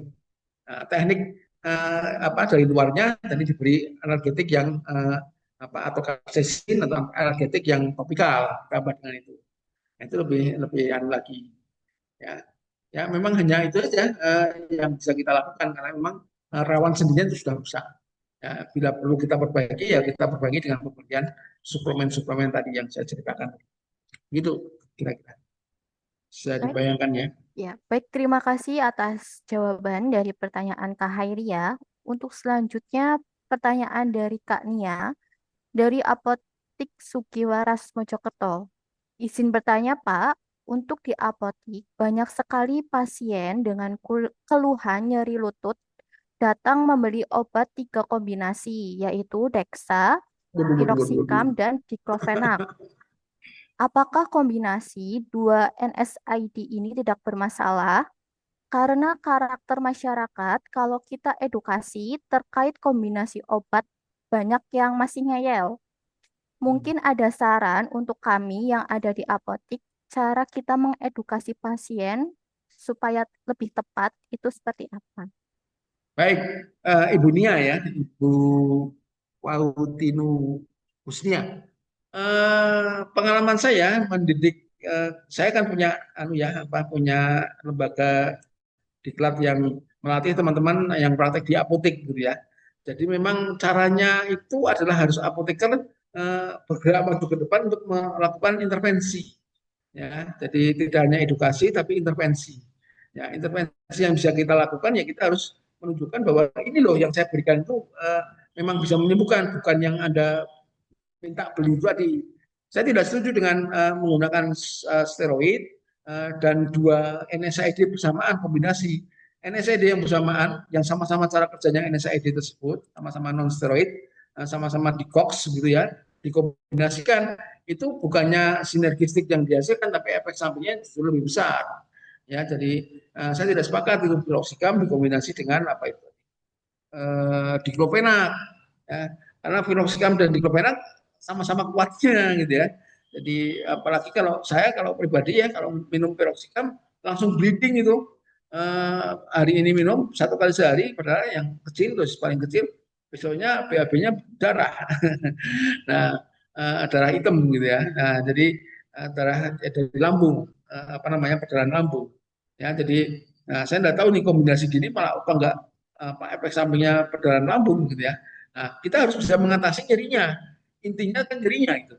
Tadi sudah saya sampaikan bagaimana cara mengatasi nyeri, antara lain diberikan topikal dikapsaisin atau topikal apa namanya analgetik ya apa namanya piroxicam gel atau apa tadi diclofenac gel. Jadi kalau mau kombinasi yang satunya di luar topikal, yang satunya diminum diclofenacnya, piroxicamnya di luar. Nah, kan kita bisa bilang kalau ngeyel loh ini kan sama aja ini satu piroxicam cuma satunya kita kasih di luar yang di topikal. Nah, kalau dexanya jangan, nah, pakainya ini ya. Karena kita tahu bahwa dexa itu kan cuma antiinflamasi dan kalau pemakaiannya terlalu sering justru efek yang lainnya steroid itu lebih berbahaya ya. Nah, mendingan NSAID satunya oral, satunya topikal, yang satunya suplemen untuk apa namanya meningkatkan rawan sendi karena kita tahu kita sendiri sebagai tenaga kesehatan kita paham bahwa apa namanya patogenesisnya dari penyebab atau etiologi dari osteoartritis itu sebetulnya adalah karena rawan sendinya yang memang rusak, yang nggak bisa diapa-apain, gitu lah. Ya paling kita apa namanya kalau mau ini ya sudahlah, kalau sudah parah sekali ya ganti operasi, ganti sendi. Ya. Nah itu tapi mahal, Pak. Kalau punya apa dana ya monggo. Nah, tapi cukup mahal itu, ya operasi ganti sendi itu luar biasa. Ya dan efek garis sendi itu juga anu loh karena menanamkan plat sendi bonggol sendi di dalam tubuh kita itu juga kalau menurut saya ya tidak menyelesaikan masalah tanpa masalah ya masih ada problem lain gitu ya harus minum apa namanya pengencer darah seumur hidup dan sebagainya jadi harus ada obat-obat lain yang ketika ada sesuatu yang ditanamkan dalam tubuh kita ya harus apa untuk mengurangi penyerangan sistem kekebalan tubuh kita. Jadi masih ada masalah lain gitu ya. Nah, makanya itu operasi ganti sendi itu terakhir. Oke. Baik, Pak. Terima kasih atas jawaban dari pertanyaan Kak Nia. Semoga bermanfaat. Selanjutnya untuk pertanyaan di chat Zoom dari Kak Aziza. Cara kita untuk meminimalisir pasien dengan osteoartritis atau rheumatoid arthritis itu seperti apa? Ini pencegahan ya berarti ya. Jadi cara kita pencegahan. Tadi ada faktor risiko ya antara lain adalah apa namanya obesitas ya kalau mencegah ya kalau belum kena rawan sendi maka yang obesitas harus segera diturunkan. Ya, saya juga obesitas sedang berusaha untuk diet ya, untuk mengurangi risiko-risiko tadi ya terkena osteoartritis dan sebagainya. Kemudian kalau apa suka berolahraga, pilihlah olahraga-olahraga yang aman. Ketika usianya sudah 45, 40, 45, 50 itu pilih olahraga yang aman, tidak traumatis, tidak menyebabkan trauma pada sendi yang menopang berdebu. Jadi jangan olahraga sudah usia 40, 50 gitu ya. Masih nyung sewu kalau istilah Jawanya pecicilan olahraganya yang bola voli, yang loncat-loncat gitu ya.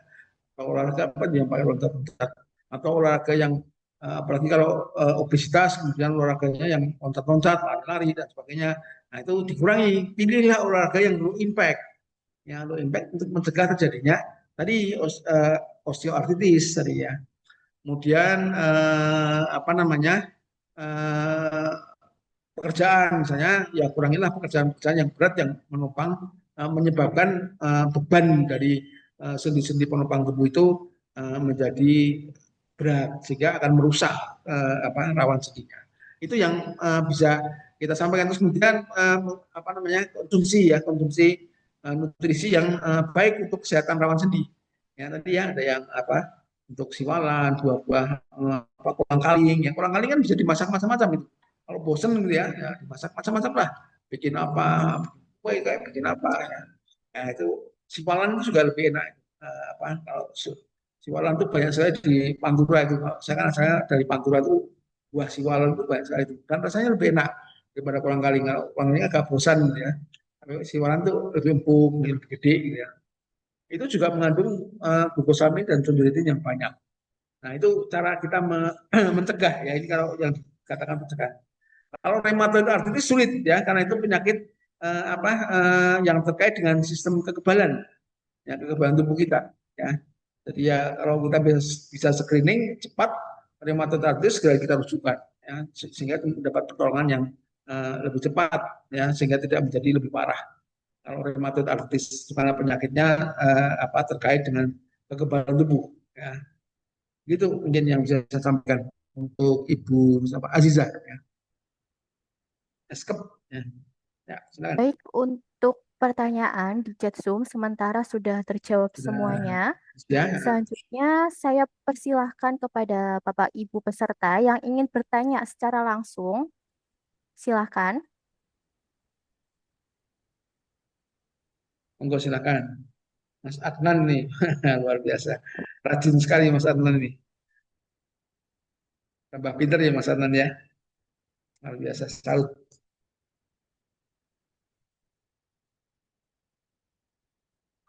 Baik, Pak, sambil menunggu, Ya, saya silakan. boleh untuk bertanya dan Boleh, sharing dengan silakan. Bapak. Oke. Boleh Mbak Fitri, silakan. Ini untuk pembahasan materi kita kan osteoartritis. Kebetulan Bapak saya itu berusia 52 tahun ya, Pak. Itu Ya. memiliki keluhan seperti sakit di daerah tangan ini, di sini, Hmm. sekitar sini itu sampai bengkak. Hmm.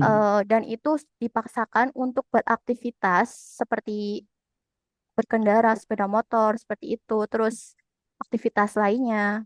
Dan itu bengkaknya itu semakin bengkak dan terasa sakit seperti itu, Pak. Dan sudah beberapa kali ke puskesmas, itu dicek, itu tidak ada asam urat dan lain-lain, kolesterol cukup tinggi juga.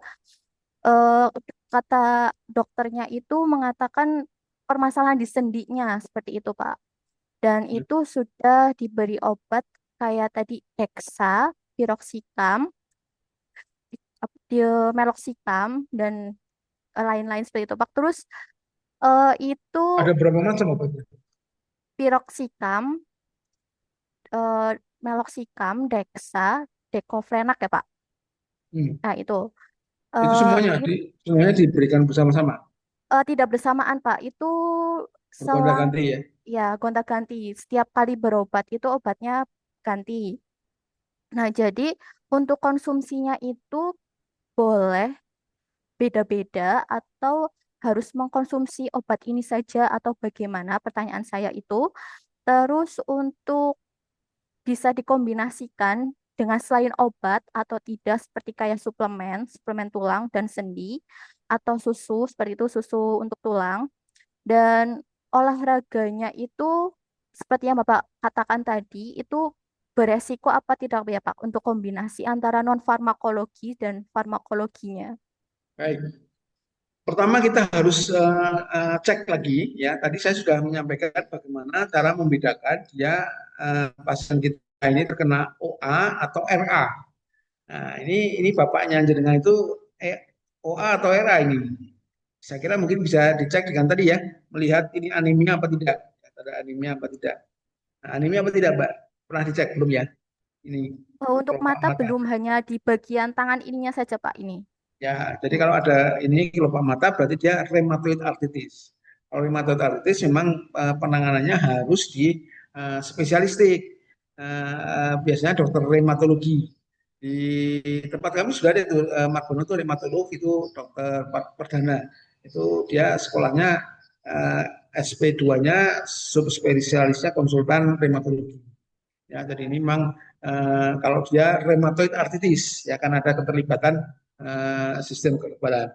Namun kalau sakitnya di ujung ini ya, ujung ini di distal interpala itu berarti dia masuknya dikategorikan dengan OA karena penyakit degeneratif. Nah, tadi untuk non farmakologis sudah saya sampaikan ya bisa dengan menggunakan kompres panas dingin.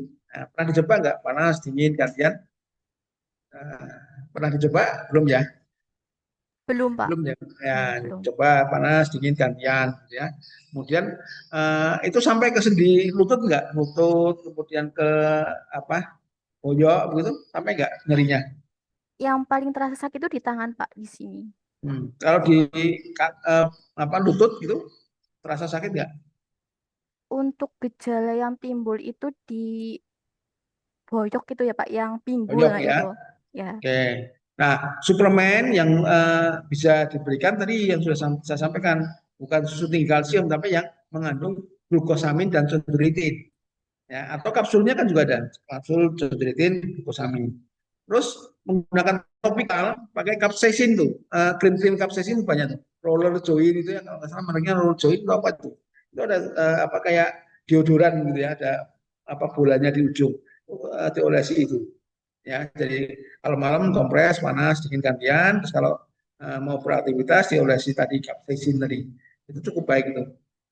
Atau diberikan analgetik seperti tadi piroxicam gel ya, itu untuk menghilangkan nyeri itu. Nah, kemudian yang paling penting itu justru sendi yang sakit itu harus kita latih gitu ya, kita latih gitu ya, digerakkan gitu ya pelan-pelan. Sambil kalau nyeri tadi ya ada non farmakologi ya di kompres panas dingin bergantian atau diberikan analgetik krim apa gel gitu, bentuknya gel. Begitu Mbak Fitri yang bisa saya sampaikan. Nah, kemudian untuk yang diminum oral itu hanya itu di NSAID. Kalau NSAID pakainya satu aja, ya satu aja. Dexa itu belakangan deh. Apa saya tidak rekomend Dexa ya atau steroid ya. Justru mainnya di NSAID atau COX tadi ya. Kalau misalnya punya gangguan bleeding ya harus ya di punya bleeding perdarahan saluran cerna ya di pakai paracetamol misalnya. Atau NSAID kombinasi dengan omeprazol, PPI ya, omeprazol atau lansoprazol atau dengan misoprostol. Misoprostol lebih mahal misalnya. Yang agak lebih murah yang omeprazol apa lansoprazol itu PPI itu lebih murah. Gitu Mbak yang bisa saya sarankan. Boleh sekali lagi, Pak, terakhir. Untuk penggunaan obat seperti yang Bapak jelaskan tadi, itu ada buat jangka panjangnya itu beresiko apa tidak ya, Pak? Sama Ya, ya, ya semua obat yang akan berisiko ya jangka panjang. Tapi yang penting adalah kualitas hidup yang bisa lebih baik ya ketika menggunakan obat tadi. Semua obat jangka panjang pasti ada risikonya ya. Apalagi NSAID ya jangka panjang ada risikonya. Ya, hanya saja memang ketika manfaat lebih besar ya bisa mengatasi nyerinya misalnya atau bisa meningkatkan kualitas hidup gitu ya produktivitas sebenarnya ya kan lebih baik 52 tahun itu kan berarti belum belum pensiun ya. belum, Pak. Iya, jadi masih produktif ya. Seumuran saya itu ya saya 56 ya. Jadi masih produktif itu sayang kalau apa namanya tidak ditingkatkan kualitas hidupnya, rasa nyerinya tidak dihilangkan. Coba kombinasikan farmakologis dan non farmakologis. Ini teman-teman di lapangan praktek mandiri suka lupa itu dengan non farmakologi ya. Nah, itu yang saya ingatkan pada teman-teman itu. Jadi selain obat, jangan cuma obat saja, non farmakologi kita terapkan. Ya, tadi sudah saya sampaikan pokoknya. Yang sederhananya kompres panas dan dingin bergantian itu sangat banyak membantu. Ya, terus terang pasien-pasien saya itu banyak sekali terbantu dengan apa metode kompres panas dingin bergantian. ya itu sangat membantu. Ya itu simple, sepele, tapi sangat membantu. Ya mungkin silakan coba dibuktikan aja ya dengan pasien-pasiennya jenengan. Ya gitu Mbak Fitri. Baik, Pak. Terima kasih atas jawaban detailnya, sangat bermanfaat. Untuk selanjutnya ada Apoteker Adnan yang ingin bertanya langsung dengan Bapak. Silakan. Silakan Pak Mas Adnan. Luar Assalamualaikum, biasa. Pak Budi. Mohon izin Salam. bertanya. Silakan. Meneruskan pertanyaan yang tadi via chat, Pak ya. Tadi kan mungkin Ya. kasus ini saya tidak tahu apakah juga di daerah Pak Budi juga sama atau hanya di daerah tempat saya. Pengalaman saya beberapa kali menjadi apoteker penanggung jawab itu obat yang kombinasi tadi 3 sampai 4 macam itu kalau saya sebut mungkin digunakan sejuta umat gitu Pak ya. Karena saking banyaknya gitu. Ketika Iya, kemudian betul. kita memberikan edukasi itu gabungan misalnya piroksikan iya kalium atau natrium diklofenak dan sebagainya, gratazon itu ketika kita edukasi terkadang wah saya biasanya pakai ini cocok mas gitu. Nah, apa yang bisa kita berikan untuk memberikan edukasi yang tepat dengan bahasa yang bijak kepada tipologi pasien yang sudah kadung menggunakan itu dan merasa enjoy Pak untuk kemudian memberikan edukasi kepada mereka. Kemudian selanjutnya untuk saya kebetulan sedang mengumpulkan bahan Pak referensi untuk buat buku saku kecil-kecilan untuk bahan edukasi ke masyarakat, mungkin sebulan atau 2 bulan sekali datang ke masyarakat, terutama penyakit degeneratif, termasuk kan OA Pak ya. Nah, jadi maksud saya bagaimana memberikan penjelasan kepada orang awam agar mudah difahami untuk membedakan tadi RA dan OA. Terima kasih Pak penjelasannya. Assalamualaikum Baik. warahmatullahi wabarakatuh. Waalaikumsalam warahmatullahi wabarakatuh. Yang paling mudah tadi sudah saya sampaikan sebenarnya di PowerPoint saya. Jadi untuk yang jawab yang terakhir dulu ya, yang membedakan antara OA dengan RA itu di poin PowerPoint saya sudah saya sampaikan. Jadi kalau ada RA itu dengan OA itu RA itu karena dia penyebabnya adalah patogenesisnya atau etiologinya adalah sistem kekebalan tubuh, maka ada reaksi-reaksi yang sistemik sifatnya ya terkait dengan kekebalan tubuh, ada meriang, ada kemudian apa tadi anemia ya, dan kalau di lab itu berarti ada LED meningkat ya, dan seterusnya ya. Jadi berat badannya kemudian turun dan sebagainya. Penyakit-penyakit yang metabolik ya, artinya sistemik, gejala-gejala sistemik. Nah, itu larinya pasti RA ya. Kemudian tadi jari tadi ya, dari ya kalau keterlibatan distal interpalang itu berarti yang OA. Kalau yang di sini malah RA itu sangat sangat mudah sekali itu teknik menggunakan ini tadi ya jari tadi ya sendi-sendi jari. Ya itu kalau ada mau nyusun edukasi seperti itu. Kemudian terkait dengan pengobatan, nah ini memang kalau kita turutkan apa namanya dalam tanda petik pemahaman awam, memang akhirnya begitu. Ya, wah saya pakai ini cocok. Nah, tapi kita harus jelaskan, ya, kecocokan itu menimbulkan efek yang kurang baik di kemudian hari. Nah, salah satu teknik kalau saya mengajarkan kepada teman-teman yang di praktek di apotek ya, saya punya apa namanya istilahnya lembaga diklat gitu ya, saya bersama teman saya yang di apotek, kita akan bisa mengubah pemahaman pasien ketika kita melakukan intervensi dengan tepat. Ya, kalau kita touch pasien dengan intervensi yang tepat, ya saat itu sudah sembuh, nah itu pasien percaya sama kita. Nah, tadi yang sudah saya sampaikan, ya bagaimana kita mengkombinasikan non farmakologi dan farmakologi. Kalau menggunakan NSAID double di oral semua itu sangat tidak rasional, lebih menyebabkan efek samping lebih banyak daripada sinergistiknya. Jadi efek sampingnya yang akan berlipat ya. Efek terapinya tidak jauh beda. Piroxicam kombinasi dengan diklofenak tidak jauh beda. Kalau mau kombinasi harus berbeda ini. Kalau mau NSAID ya satunya mungkin yang lebih ke pusat, misalnya tramadol misalnya. Seperti itu. Nah, atau golongan yang lain, misalnya yang kalau Anda belajar gate control, berarti modulasi, gabapentin dan sebagainya, itu NSAID kombinasi itu. Tapi problemnya OA itu sebetulnya adalah peradangan di rawan sendinya itu. Jadi yang kita hilangkan ya dengan yang paling betul ya kalau sesuai dengan etiologi penyebab ya dengan anti radang yang bisa menembus sendi. Nah, kalau mau mengkombinasikan, tadi ketika saya menjawab pertanyaan siapa tadi ya, piroxicam sama diklofenak. Misalnya diklofenaknya diminum, piroxikamnya pakai gel. Nah, itu kan akan lebih rasional kalau mau mengkombinasikan itu. Ketika ada terapan itu, kemudian intervensi itu, kemudian pasiennya segera sembuh, wah itu dia langsung percaya sama kita, maka akan berubah itu mindset dia bahwa saya pakai itu cocok, nah, itu akan berubah. Intervensi, jadi kita mengintervensi terus langsung sembuh. Nah, orang itu kan kepengennya instan. Nah, kita penuhilah keinstanan nafsu keinstanan mereka itu, tapi dengan cara yang benar. Ya, tadi contohnya ya dengan kompres panas dingin bergantian ya beberapa kali 3 kali panas kemudian dingin dinginnya pakai yang itu ya di air es gitu ya kemudian kompres panas lagi kompres dingin lagi ya setelah sesuai tubuh ganti lagi dengan panas gitu ya itu ketika gonta-ganti 3 kali itu langsung reda itu nyeri itu. Nah ketika kita bisa memenuhi tadi ya kita mengintervensi nih yang mengintervensi ya pasiennya iya langsung sembuh nah dia akan percaya sama kita. Nah, maka dia akan edukasi kita akan masuk. Itu pengalaman saya begitu, Mas Adnan. Ya, ketika kita bisa mengintervensi dan langsung dalam tanda petik langsung sembuh, langsung nyerinya hilang. Dan tidak sembuh ya karena memang osteoartritis kan memang rawan sendinya memang sudah rusak, tapi nyerinya hilang. Nah, maka nyeri hilang itu adalah kebutuhan mereka. Nah, itu kita penuhi dengan intervensi kita, maka dia akan percaya sama kita. Begitu, saya kira itu teknik apa yang terbaik gitu ya, Mas Adnan ya, yang saya bisa sampaikan.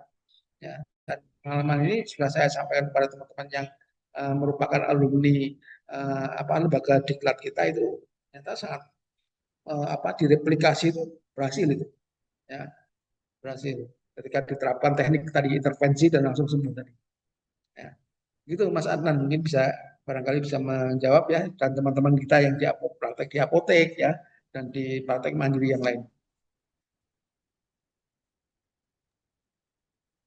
Silakan, mungkin Mas Adnan mau merespon lagi atau gimana? Baik, saya persilahkan kepada Apoteker Adnan jika ada respon. Cekap Pak, matur nuwun. Oke, sip ya, paham ya. Baik, untuk semua pertanyaan, baik secara chat Zoom dan secara langsung, sudah terjawab. Saya masih persilahkan jika ada yang ingin bertanya lagi. Enggak, masih ada waktu ini. Ini penyakit sejuta umat ini ya. Karena degeneratif ini ya, jadi emang bonus demografi. Banyak lansia, jadi umur hidup panjang, ya kemudian akan menjadi penyakit ini akan semakin banyak di lapangan populasi umum. Ya. Baik, sepertinya sudah cukup jelas untuk Ada itu di kolom pemaparan chat, hari Mbak. ini. Ada satu di kolom chat. Pertanyaan terakhir mungkin ya, Dari Kak Rifki, Rifki ya. apa komplikasi yang bisa didapatkan dari penyakit ini, Pak? Ya, ya komplikasinya akan yang pertama mungkin akan semakin rusak ya kalau tidak dirawat sendinya eh, akan semakin rusak. Jadi terapi juga akan semakin rusak. Kemudian yang berikutnya yang jelas komplikasinya sosial ya. Jadi dia tidak bisa beraktivitas, tidak bisa produktif. Tadi seperti yang ditanyakan Mbak moderator tadi tentang pengalaman pribadi bapaknya yang masih usia 52 tahun, nah, itu kan masih produktif, belum pensiun, ya masih bekerja gitu ya. Nah itu akan mengganggu komplikasi sosial itu akan mengganggu. Selain memang akan semakin parah tadi. Kalau semakin parah tadi nanti tidak bisa digerakkan musuhnya itu. Kalau tidak dilatih, tidak kita sembuhkan, tidak dirawat, maka ini akan kaku jadi malah malah semakin parah itu, semakin terbentuk panus gitu ya, semakin lengket itu antar sendinya. Ya, karena ada inflamasi tadi ya. Harusnya tidak inflamasi, harusnya ada bantalan sendinya. Bantalan sendi sudah rusak ya, itu tadi hanya tulang sama tulang bergeser. Nah, itu luar biasa menyebabkan tadi. Nah, selain nyeri juga dia akan rapat itu celahnya akan rapat nggak ada celahnya karena tidak kita latih gitu ya tidak kita rawat ya tidak dirawat tidak dilatih. Nah, jadi yang paling penting itu justru tadi ya perawatan sendi dan melatih sendi itu agar tetap bisa digerakkan. Kalau bisa digerakkan maka akan produktif. Itu kira-kira mungkin bisa menjawab itu pertanyaan dari Kak Diki apa ya? Oke. Baik, terima kasih atas jawabannya dari pertanyaan Kak Rifki. Baik, untuk webinar hari ini sepertinya sudah dapat dipahami untuk pemaparan materinya dari Pak Budi. Sebelum saya cukupkan dan saya tutup, saya persilahkan untuk closing statement terlebih dahulu dari Pak Budi. Silahkan. Baik, teman saya sekalian, eh, osteoartritis ini penyakit yang sekarang ini ya istilahnya sejuta umat, gitu ya. Banyak sekali karena bonus demografi, penyakit degeneratif, bonus demografi, maka akan semakin banyak usia lansia, semakin banyak juga yang akan menderita penyakit ini. Kita sebagai tenaga medis, tenaga kesehatan di lapangan, di layanan primer itu harus bisa membantu sekuat tenaga masyarakat kita ini ya supaya dapat mengatasi ya eh, penyakit yang diderita oleh pasien kita ini osteoartritis. Yang paling penting kita harus bisa membedakan itu benar itu osteoartritis, kemudian bisa menerapkan terapi farmakologis dikomunikasikan dengan kombinasi dengan non farmakologis sehingga pasien ini dapat klien kita ini dapat sembuh dan dapat lebih produktif lagi. Demikian closing statement saya. Terima kasih. Baik, untuk selanjutnya kita sesi foto bersama terlebih dahulu. Silahkan Bapak Ibu peserta diaktifkan kameranya.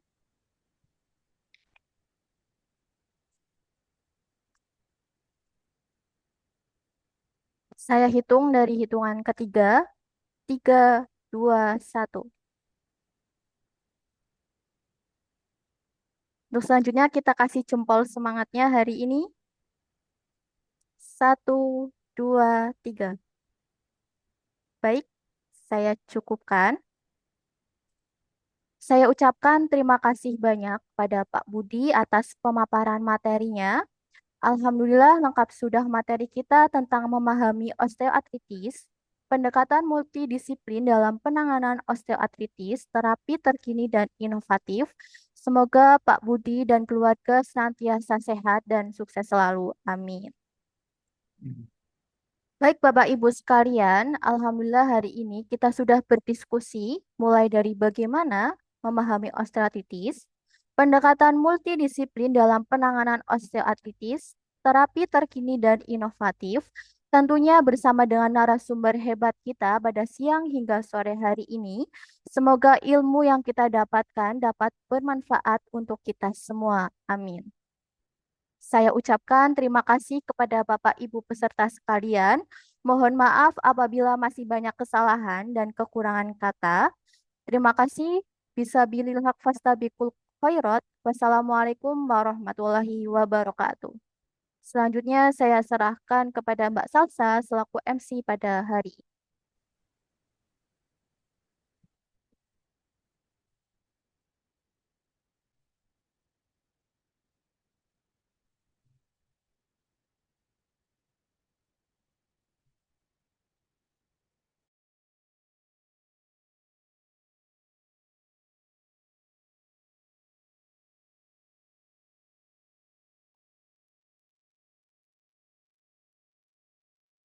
Baik, terima kasih kepada Kak Rizky selaku moderator acara pada siang hingga sore hari ini.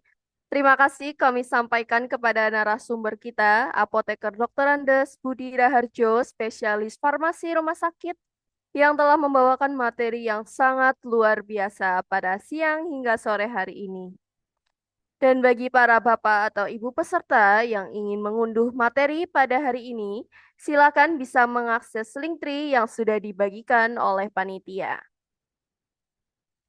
Untuk agenda selanjutnya, Yayasan Masyarakat Indonesia Sehat akan mengadakan webinar kesehatan umum nasional, pencegahan dan terapi skabies yang akan dilaksanakan pada hari Sabtu, tanggal 20 September 2025. Kemudian kami juga akan mengadakan webinar kesehatan umum nasional, meningkatkan literasi kesehatan di era digital, peran kecerdasan buatan dalam transformasi pelayanan kesehatan yang akan dilaksanakan pada hari Sabtu, tanggal 27 September 2025.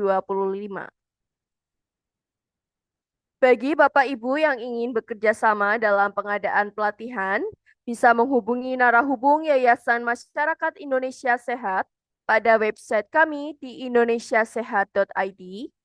Kemudian untuk informasi lebih lanjut mengenai kegiatan webinar kami, Bapak atau Ibu peserta juga bisa mengikuti saluran WhatsApp indonesiasehat.id dan Instagram kami di indonesiasehat.mindset, atau bisa menghubungi narahubung saya, Salsana Rohman Putri, melalui WhatsApp dengan nomor 085 647 676 878.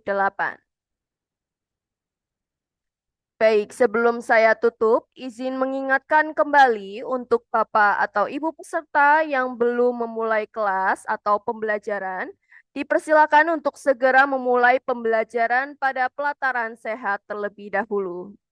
Kemudian untuk pengisian post-test akan dimulai pada pukul 14.55 waktu Indonesia Barat dan berakhir pukul 23.59 waktu Indonesia Barat.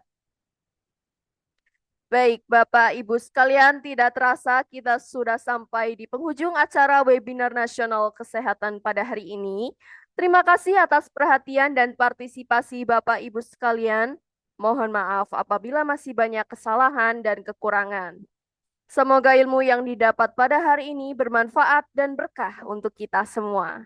Amin, amin, ya robbal alamin. Marilah kita tutup acara pada siang hingga sore hari ini dengan bacaan hamdalah bersama-sama. Alhamdulillahirabbil alamin. Billahi fisabilil haq fastabiqul khairat. Wassalamualaikum warahmatullahi wabarakatuh.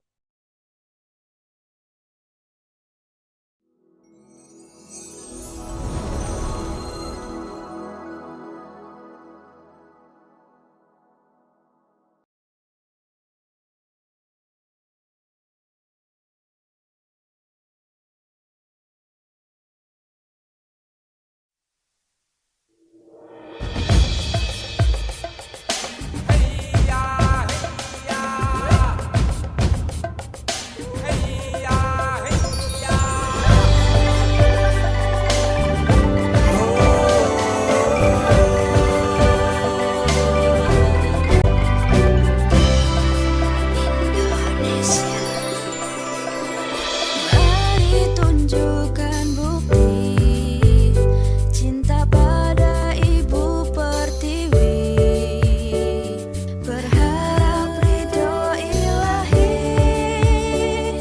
Pancasila selalu di hati. Bangsa bangkit untuk sehat sentosa, sehat jiwa, raga dan bahagia. Untuk Indonesia kuat dan sejahtera, Indonesia sehat dan berkarakter Pancasila. Masyarakat